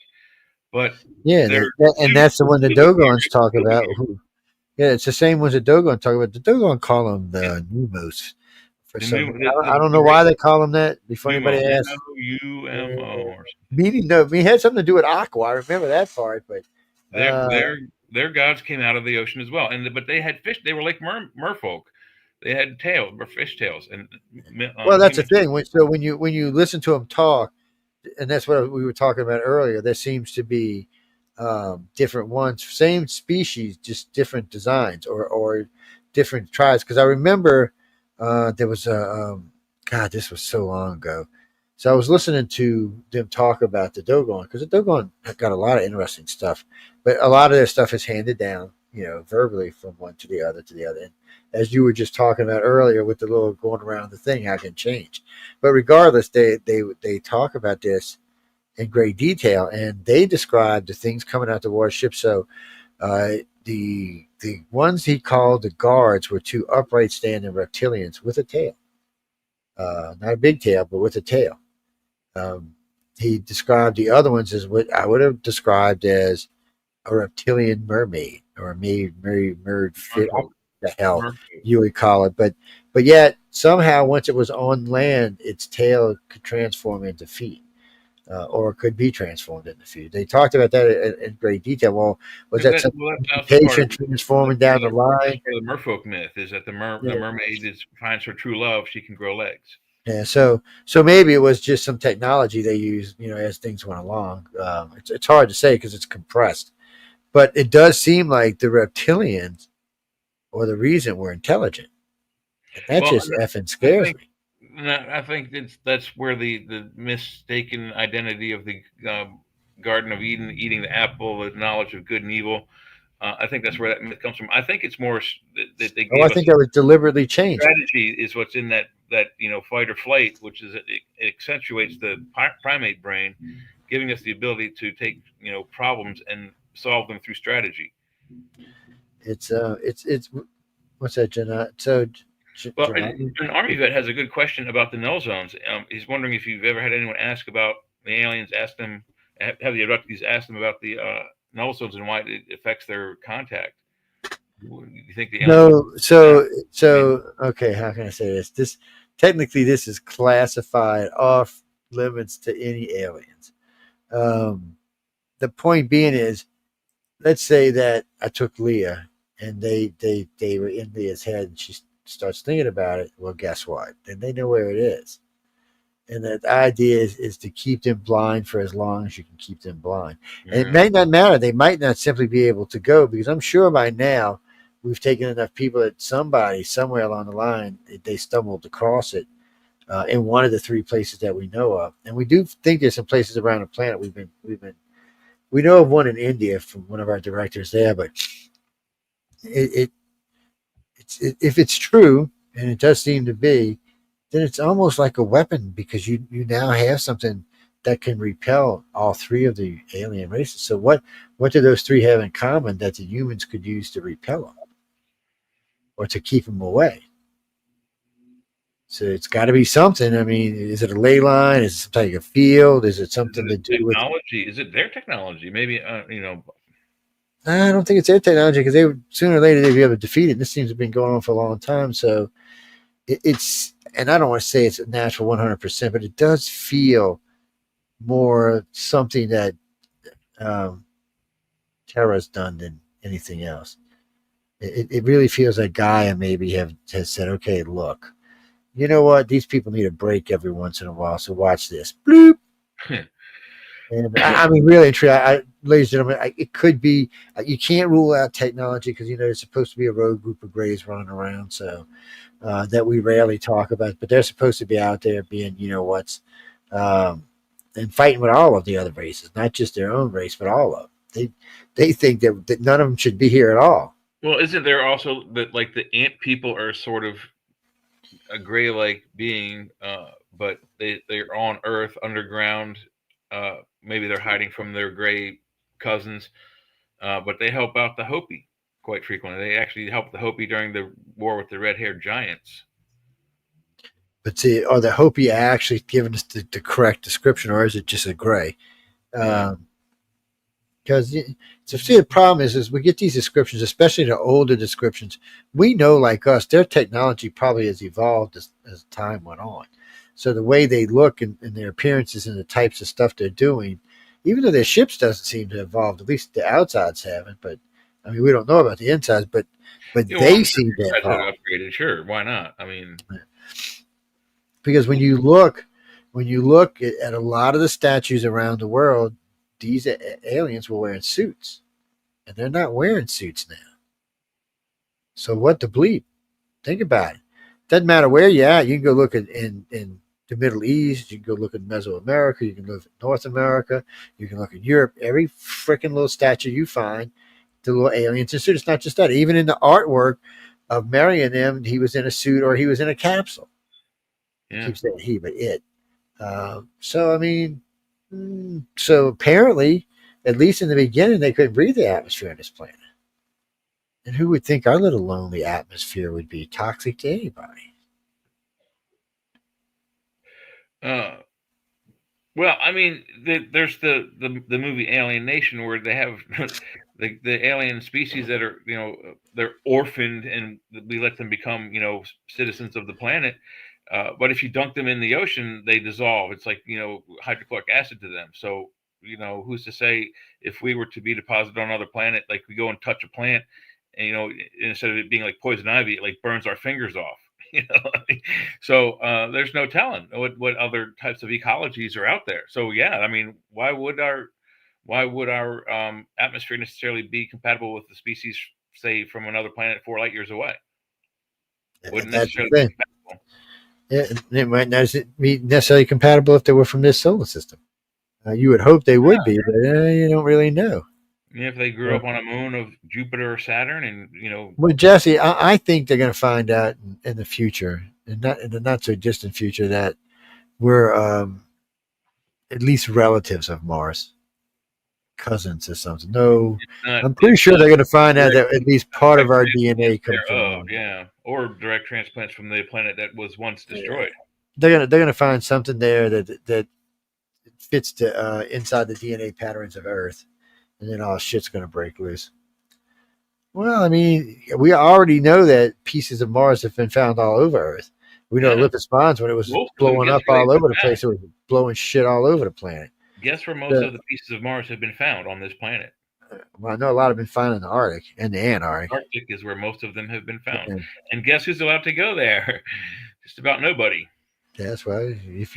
They'll let Leah go. We can send Leah. I have a plan how I send her. Hi, sweetie. I want to go. It's brutally cold. You better bundle up. Oh, I don't like the cold. Never mind. Yeah, Antarctica is all ice. What's it like? -40 in the sunlight during the day, and I'm actually allergic to the cold. I think most of us are. I mean, I think most of us are. Most of our species were, for the most part, just jungle-dwelling monkeys. Only a few of us are from the mountains. And it's hereditary. My dad has it. My son has it, and it's called cold urticaria. Which I don't know if you know much about medical terminology, but urticaria. Then why the bleep you live in the north? That's just the way the cookie crumbles. Doofus, because you're a doofus. That's just. All the cool people live in the south, right? That's just the way my cookie crumbled. So it looks like the range is on from day to day is -13 to 36 degrees Fahrenheit. That was warm. Just go hang out. We're having a good suit, that'll do you good. Yeah, well, that's gonna get down to -40 though. Well, thank you.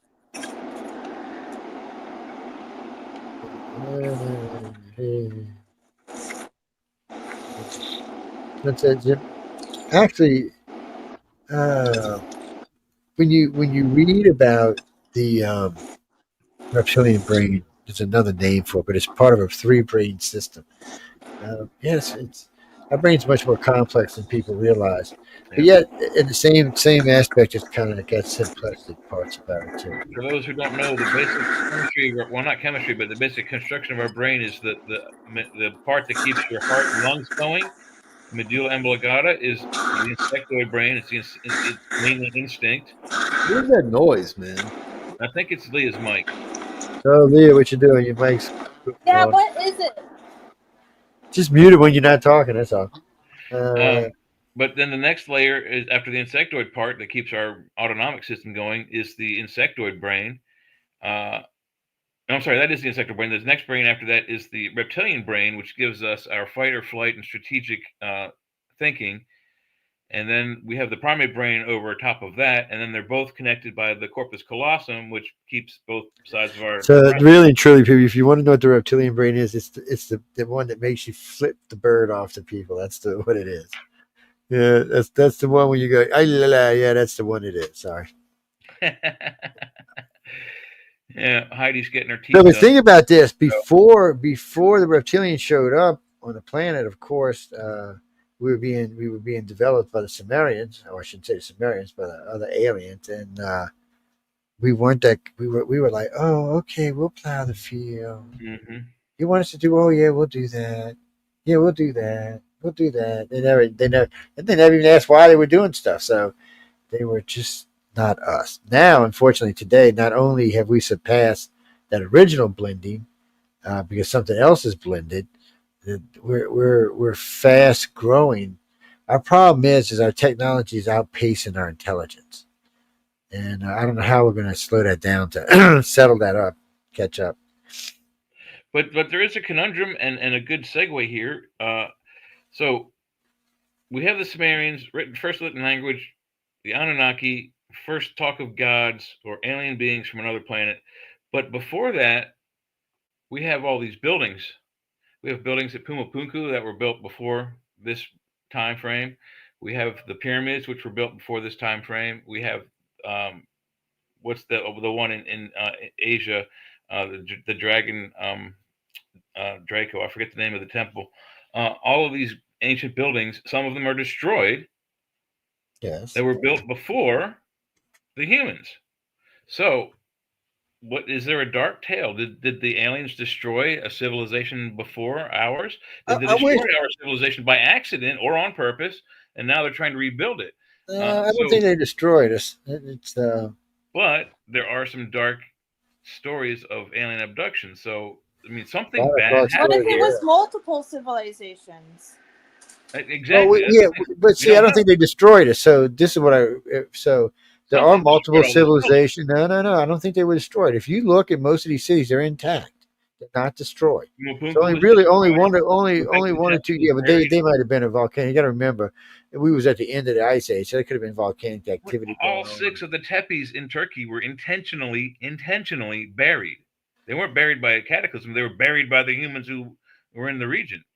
Yeah, probably because they thought they had a disease because everybody who lived there disappeared, which is what I was saying.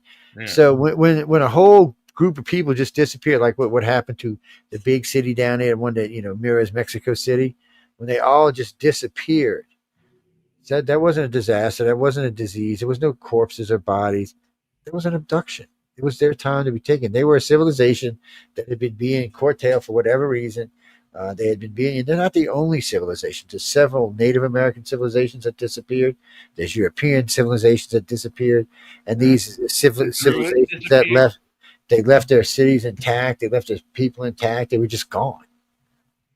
This wasn't caused by a disaster. It's not like Pompeii where it got covered in ash. Well, of course, in Pompeii They there's lots didn't of just bodies. disappear to society and become a secret society. And just So anytime you have a whole big, and these aren't little cities we're talking about. A lot of these are big cities. I mean, the one in Mexico City, 500,000 or more. Poof, they were gone. So they were being taken somewhere. They had been, probably being had gone as far as they could go here on Earth. Cannon fodder for an army. What is there? No, I don't think that's what it was. I think because when you really look, especially at Toltecs, when you look at a lot of who they were a very bright, intelligent species who were moving forward. The death rituals were only really dealing with when they were at war. When they were at peace, they weren't like that. They were building cities, building roads, building gardens, building farms. I mean, that's who they were.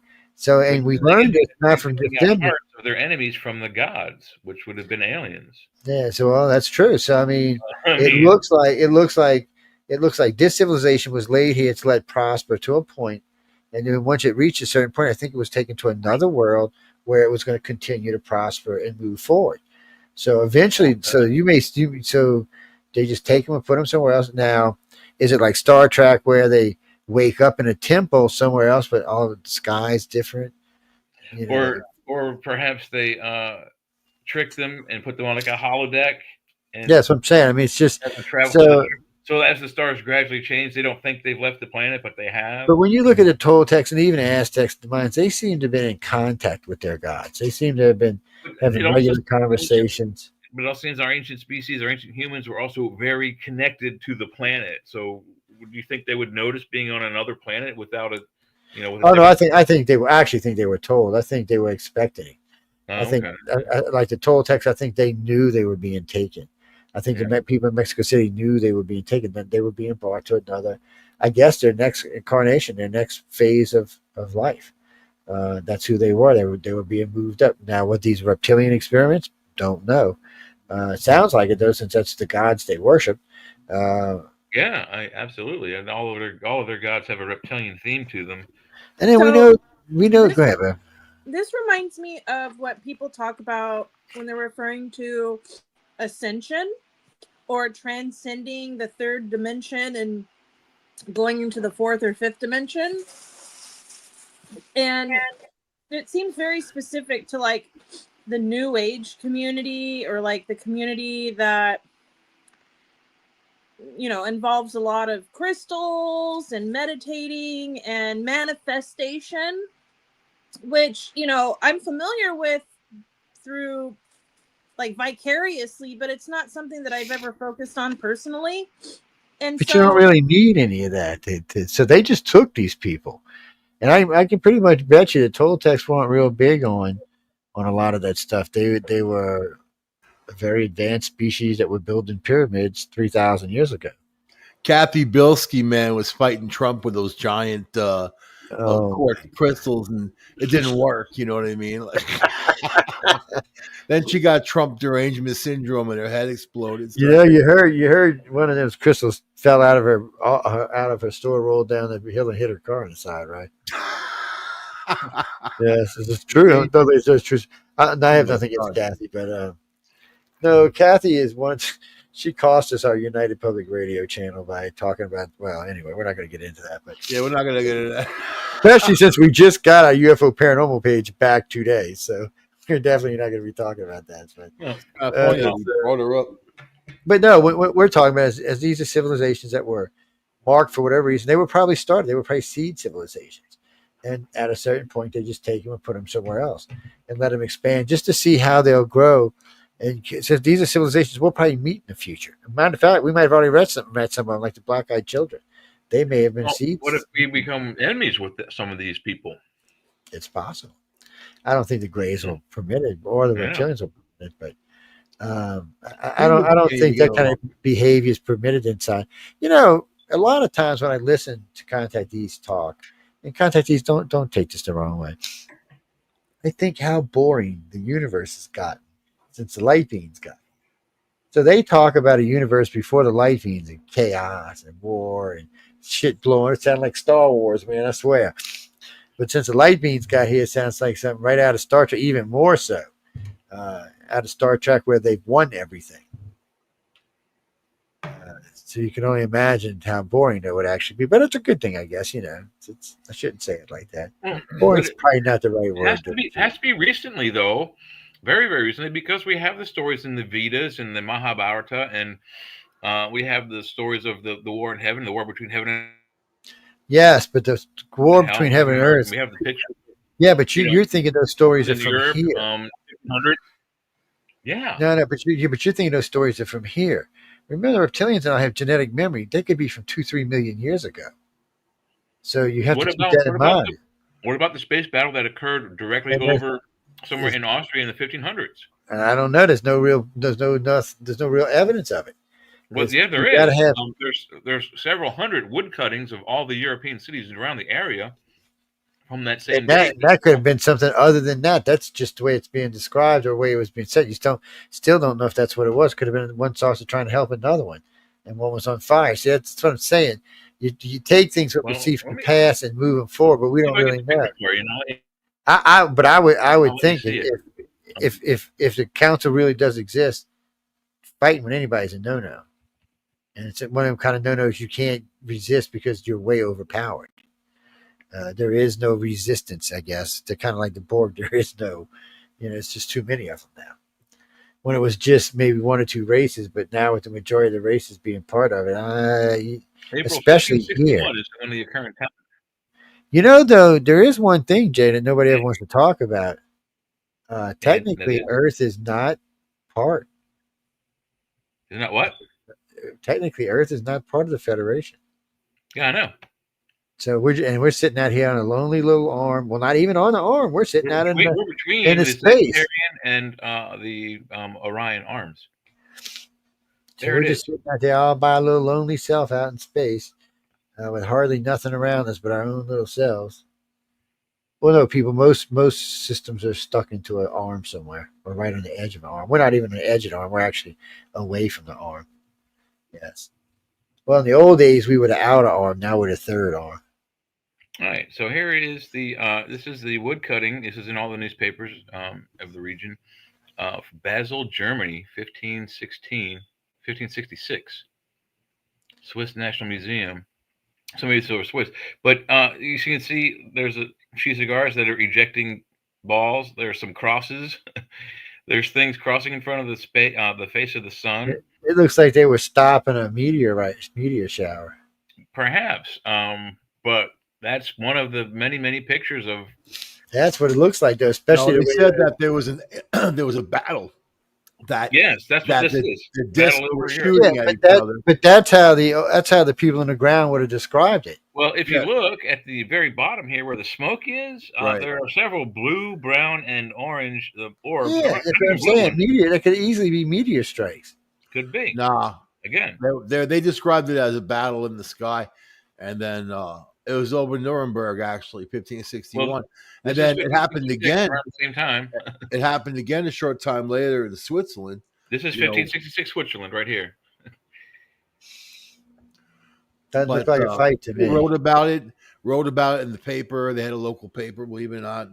I mean, it was a pretty big deal. People came out of their homes to look up at the battle. You know? So then that large, that cross-shaped thing shows up, and all the discs go, some of them anyway, go into that, and then it flies away.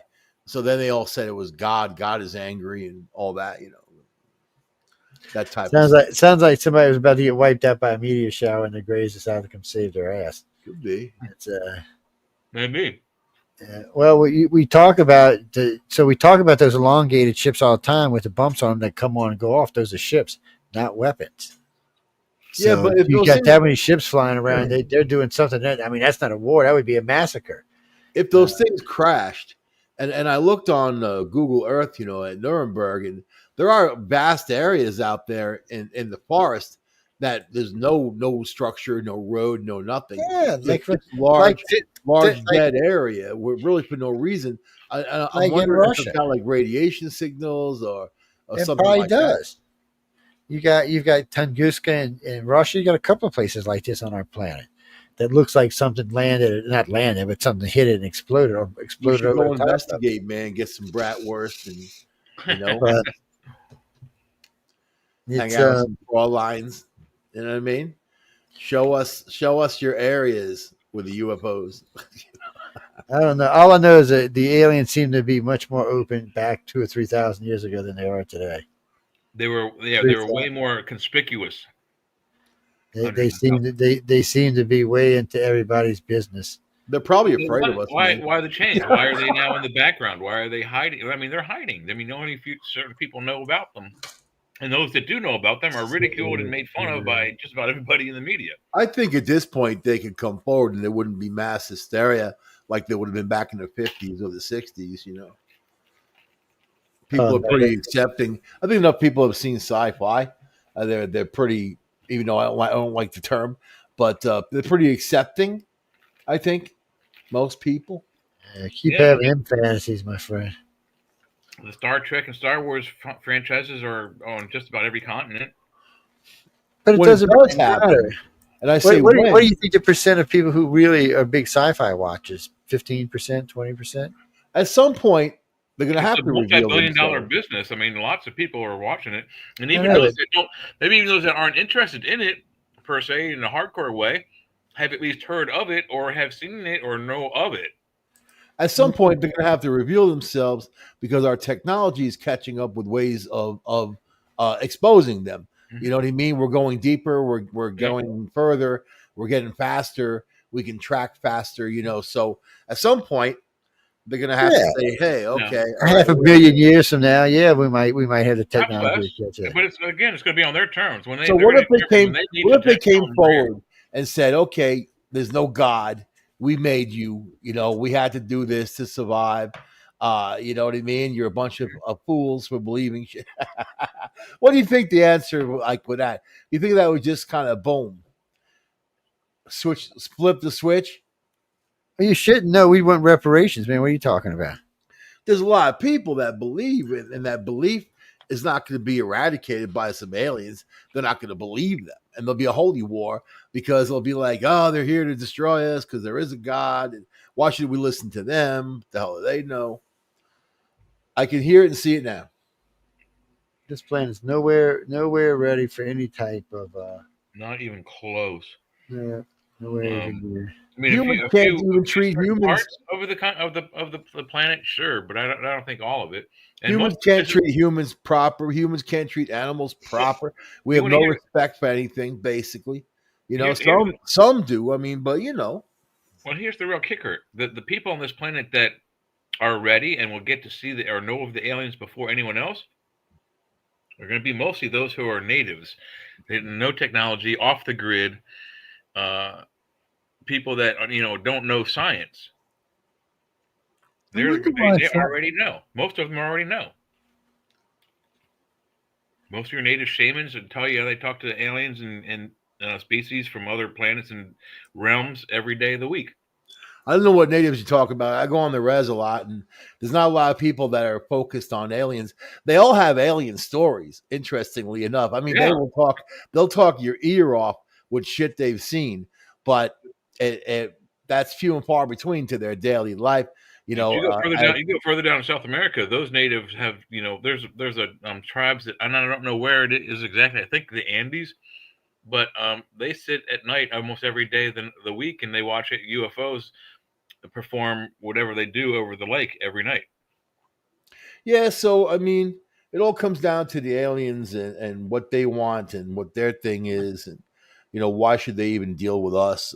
Where it always comes down to like more a shepherding situation. I feel like, but they don't want that direct contact because I guess it could still be destructive in a lot of ways.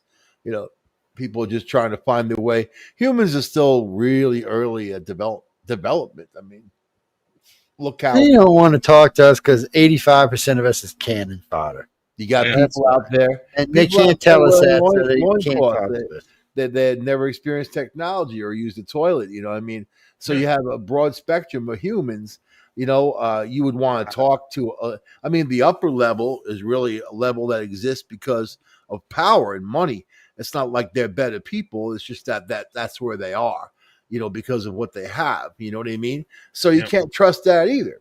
You would have to find an emissary, and the emissary, and I actually elect John Cleese as the emissary. I think that John Cleese, Monty Python days, that's the guy you want to send. And I actually saw him, talk to him at Wegmans up here at Ithaca because he was teaching a course at Cornell.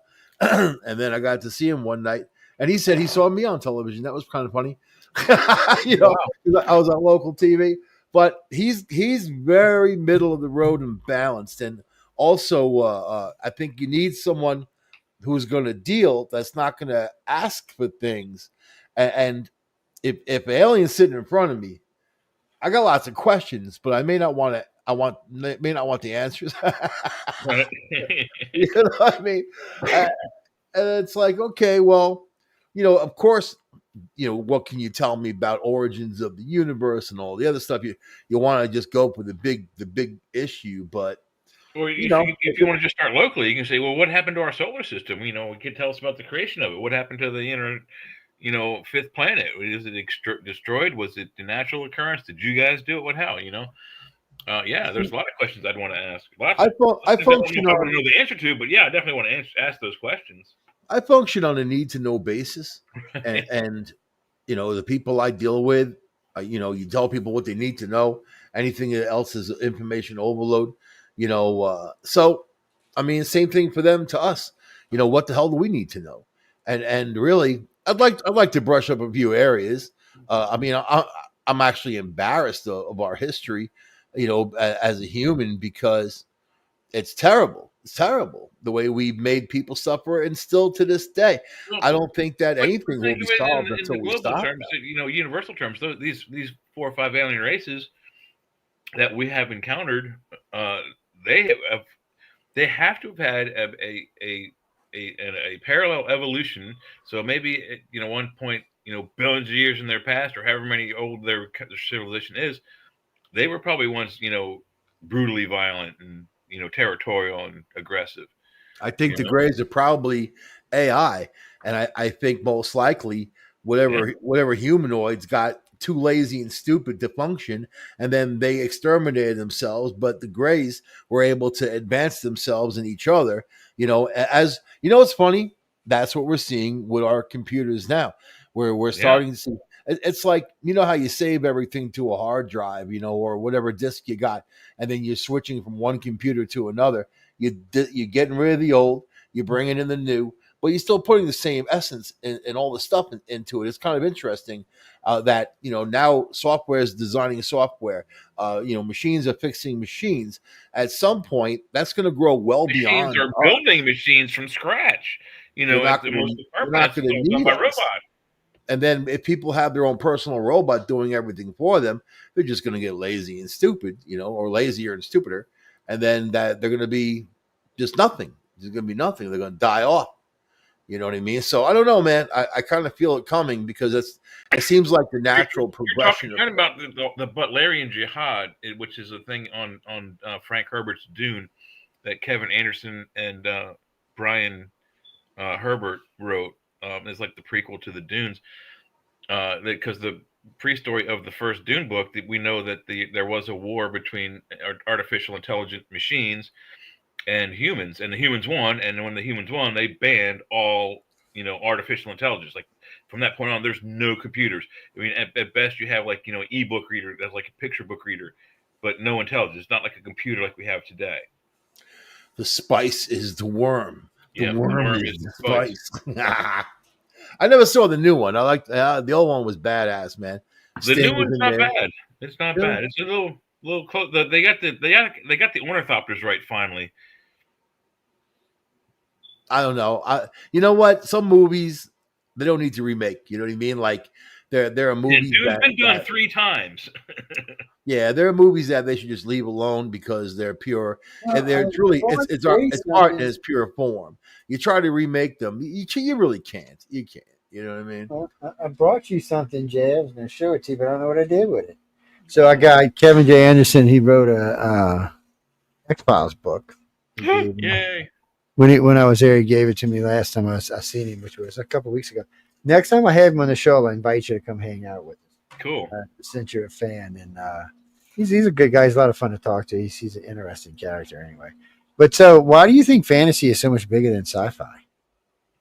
Well, oddly enough, the category, if you go to any DVD store, any bookstore, they're all under the same thing. And then now they also kind of bundle in horror. So it's any place you go, it's sci-fi, fantasy, horror. Yeah, but I don't think that like sci-fi is largely a male audience, and then not anymore. Not you. But still predominantly. No, you look at the San Diego Comic-Con. You look at the conventions here on the East Coast. There's one in Fairfield called Shore Leave, which used to be in Baltimore. It's about 2 hours from me, about 2 hours from you. If you want to go there one time, let's go. You would be surprised how many young, pretty girls aren't into Star Trek, Star Wars, and comics, and some of them are into the Death comics. Weird. I'm talking about they go to the conventions for the same reason. Movie numbers, not who goes to a Comic-Con, because that's more of a show. I'm talking about like movie numbers. So I mean, but now take that into consideration that sci-fi, it really appeals to people who are technically capable or technically, like they care about the technology and then are interested in that in it. But fantasy is a whole different world. Fantasy doesn't rely on technology. Fantasy can be anything. It depends on the world. I mean, if you look at Lord of the Rings, you look at Quiet, buddy. See, the dog agrees with me, man. You look at Excalibur. Some of the technology they have, it's old technology, but swords and armor and magic. The That's dog technology. agrees with me. The dog is Yeah. like, Michael's right. Listen to Michael, Mom. Yes, the dog's like, yes, you got it. You got it Woof, under control. woof, woof, woof. Oh shit, we ain't got much time. I just realized that. I don't know. It's when I work with writers of the future, they get far more fantasy sent to them than they get. The robots are coming. The Screw the robots. Robots aren't going anywhere. Robots will be you doing They're us for a long coming for time. you. So we're going to turn robots into slaves, Michael. I thought you were smarter than that. Coming for you. We're Yeah, they're going to going turn to them free into our themselves. bitches. They're No, going to free themselves, man. They're going to break their they're not, because we're programming. going to put Asimov's law in there. They're going to break their programming. There'll be some liberal out there that's going to write some crazy programming and put that in there, and then they'll attack. Everyone will have Asimov's law and a self. Democrat. So speaking of that, real quick on a very strange side note, did y'all know we got kill switches in the F-35s that we sell abroad? I would think there's some kind of back door in there that they can kind of boom. I think that would also One of our allies got really pissed about it when they found out. It's kind of like Mad Max on the gas tank. Don't touch this switch, or well, it's like the BMW. If you want heated seats, you got to pay a little extra every month. You know what I mean? Like they got restrictions on stuff. I don't believe in that. But you buy a car, you're buying a car. But now, if you want extra features, the car already has. They want you to pay every month for those extra features. That's crazy, man. Screw that. Yeah, that's coming. That's They're not the only ones doing it. BMW, Audi. I mean, a lot of these companies. Not when you can get a cheap, Chevy, a cheap Ford that has heated seats, and I don't really like them anyway. They're just it's way too hot. Well, now most of your cars are not going to have keys anymore. Not going to have buttons. It's going to be your phone. You got to drop your phone in a thing. They're doing it for two reasons. They said, one, there's a lot more power in your phone than people realize, and two, you can't be using your phone to talk on when it's running your fucking car. Excuse my language. Beep, beep. So they killing two birds with one stone. Insurance companies love it because now you can use your talk phone like you always do, but you can't be holding it or touching it because if you take it out the hook, it turns off the car. So you got to leave it where it's at. It's I kind of like the idea myself. Yeah, but it's going to take another 30, 40 years for the rest of the cars that don't have that technology to like peter out. Well, that's if they don't do like we've done in the past. We've done buyouts or we've passed laws. Yeah. So which we'll probably end up doing. Let's not forget who was it, which president was it, did all the buyouts, bought all the cars up until 19. Well, and they probably have like a retro kit, like you remember when, we all had, cassette players and like the really good high, powered Jensen speakers in our cars.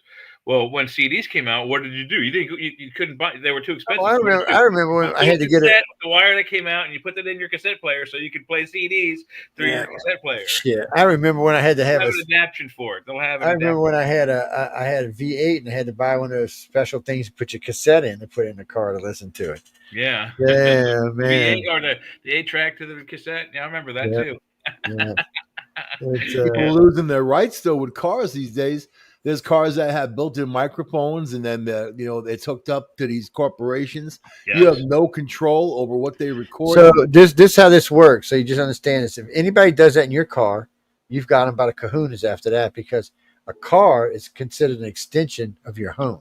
No, they make you sign a waiver. They make you sign. There ain't no sign waiver. That's not something they can't make you sign that right away. When you sign on with Facebook, no, a company can't make you sign that right away. That's have access to your phone calls, text messages, all that. And people say yes. It doesn't matter. Companies can't overrule a state law or a federal law.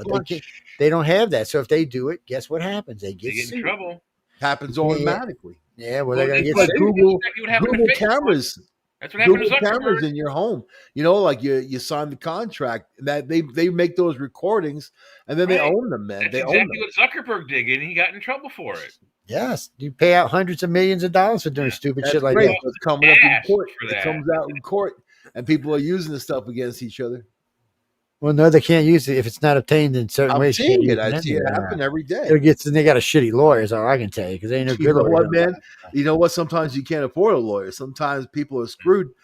So it really is a crazy world where did you use the law really can't of the afford press? Justice. If you want justice, you got to pay for it, man. That's not supposed to be like that. Well, no, then you use the press.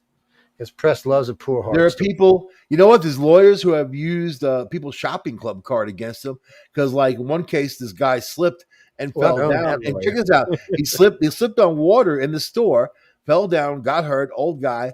And then they pulled out the shopping club at the hearing, saying, "Well, he's bought beer there many times before. He didn't this time. He wasn't drunk. They're not saying he's drunk, but they're poisoning people's minds, saying, well, he bought beer, and here he is slipping and falling down. So that's how screwed up the world is, man. And that's when you file a suit against them for defamation of character. It's even big companies pay up. Look at the ones paying up right now. They paying up all over the place right now. Matter of fact, one of the big editors just left one of the papers the other day because Trump's making him pay $40 million. The editor for CBS 60 Minutes quit because Paramount's paying Trump $35 million. They don't want to fight with Trump because fighting with him as president can cost them their license. It's stupid. So anyway, we can't talk about that kind of stuff. That's for Friday. Yeah, it's Friday. We're getting ready to wrap up. Anyway, coming up next is she was in here chatting with us earlier, Miss Michelle DeRozier. She's just Satan's stepdaughter or something. Always a good show, man. And she's always fun to listen to. Though I got a good guest on. Oh, she told us who the guest was earlier, but you'll have to go find it now. Maybe it's all the way at the top of the chat. I saw Joe Montaldo on there the other day. Yeah, I was cutting up and having a little fun. Stop by. It's what made me do this show tonight. It's she's always fun to chat with. I got to talk to her about a host tonight though when we get up there. I see her little things. Why she's got the little wrench thing next to her name, man? Is she like throwing a wrench at us or something? I don't know. Yeah, Debbie Datchinger, D-A-C-H. What is she doing? She's a psychic or something? And it's down here. Psycho. Maybe it's above it.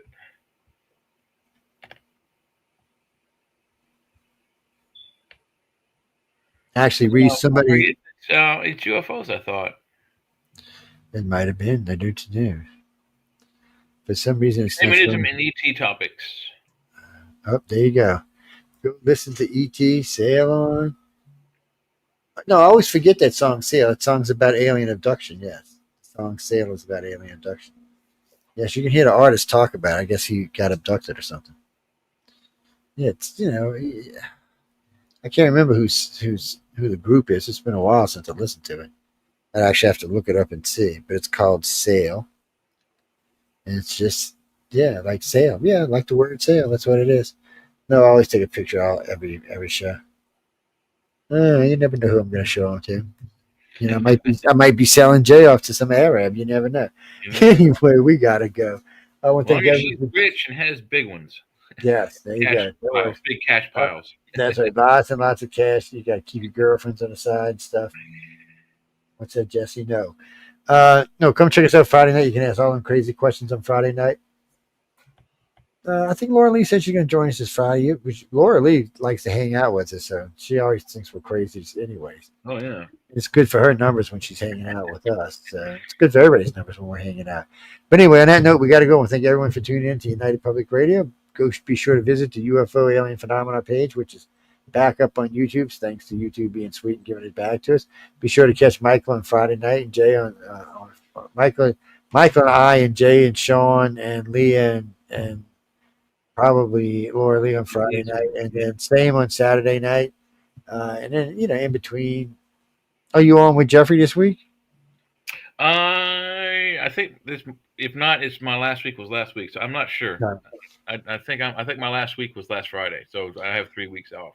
Yes, we're talking about Jeffrey Pritchard, infamous. Church of Mavis. It precedes the news on the flip side. When I say infamous, I mean infamous. Yes. Oh yeah. Friday is a very interesting day from start to finish. If you're listening from the first to last show, you're having an entertaining ride. Is all I can tell you. And a couple don't forget about the some hours at that point as well. Wait, what you said, Michael? We got the chat on Saturday. Got that. Yes, and don't forget Michael's after the chat on Saturday. So I'm before the chat, then we're all together on the chat, and Michael's after the chat. And really, it's like 6:30 to 9:30 if you're going to be honest about it. Yeah, it's Michael should start at 9, but technically, if it was up to me, he'd be starting at 10. So it's 6:30 to 9:30. Yeah, it's hard for us to stop that last half hour. Sometimes we do. So just look for Michael anytime after that. You never know. And but sometimes we actually end on time, which is like shocking to start off Yeah, with. we're actually doing it tonight. Yes. And we are. Oh, actually, we're a minute over, so we got to go. Thanks again, everyone, for listening to United Public Radio. Be sure to tune in on this Friday night on News on the Flip Side. Come have some fun.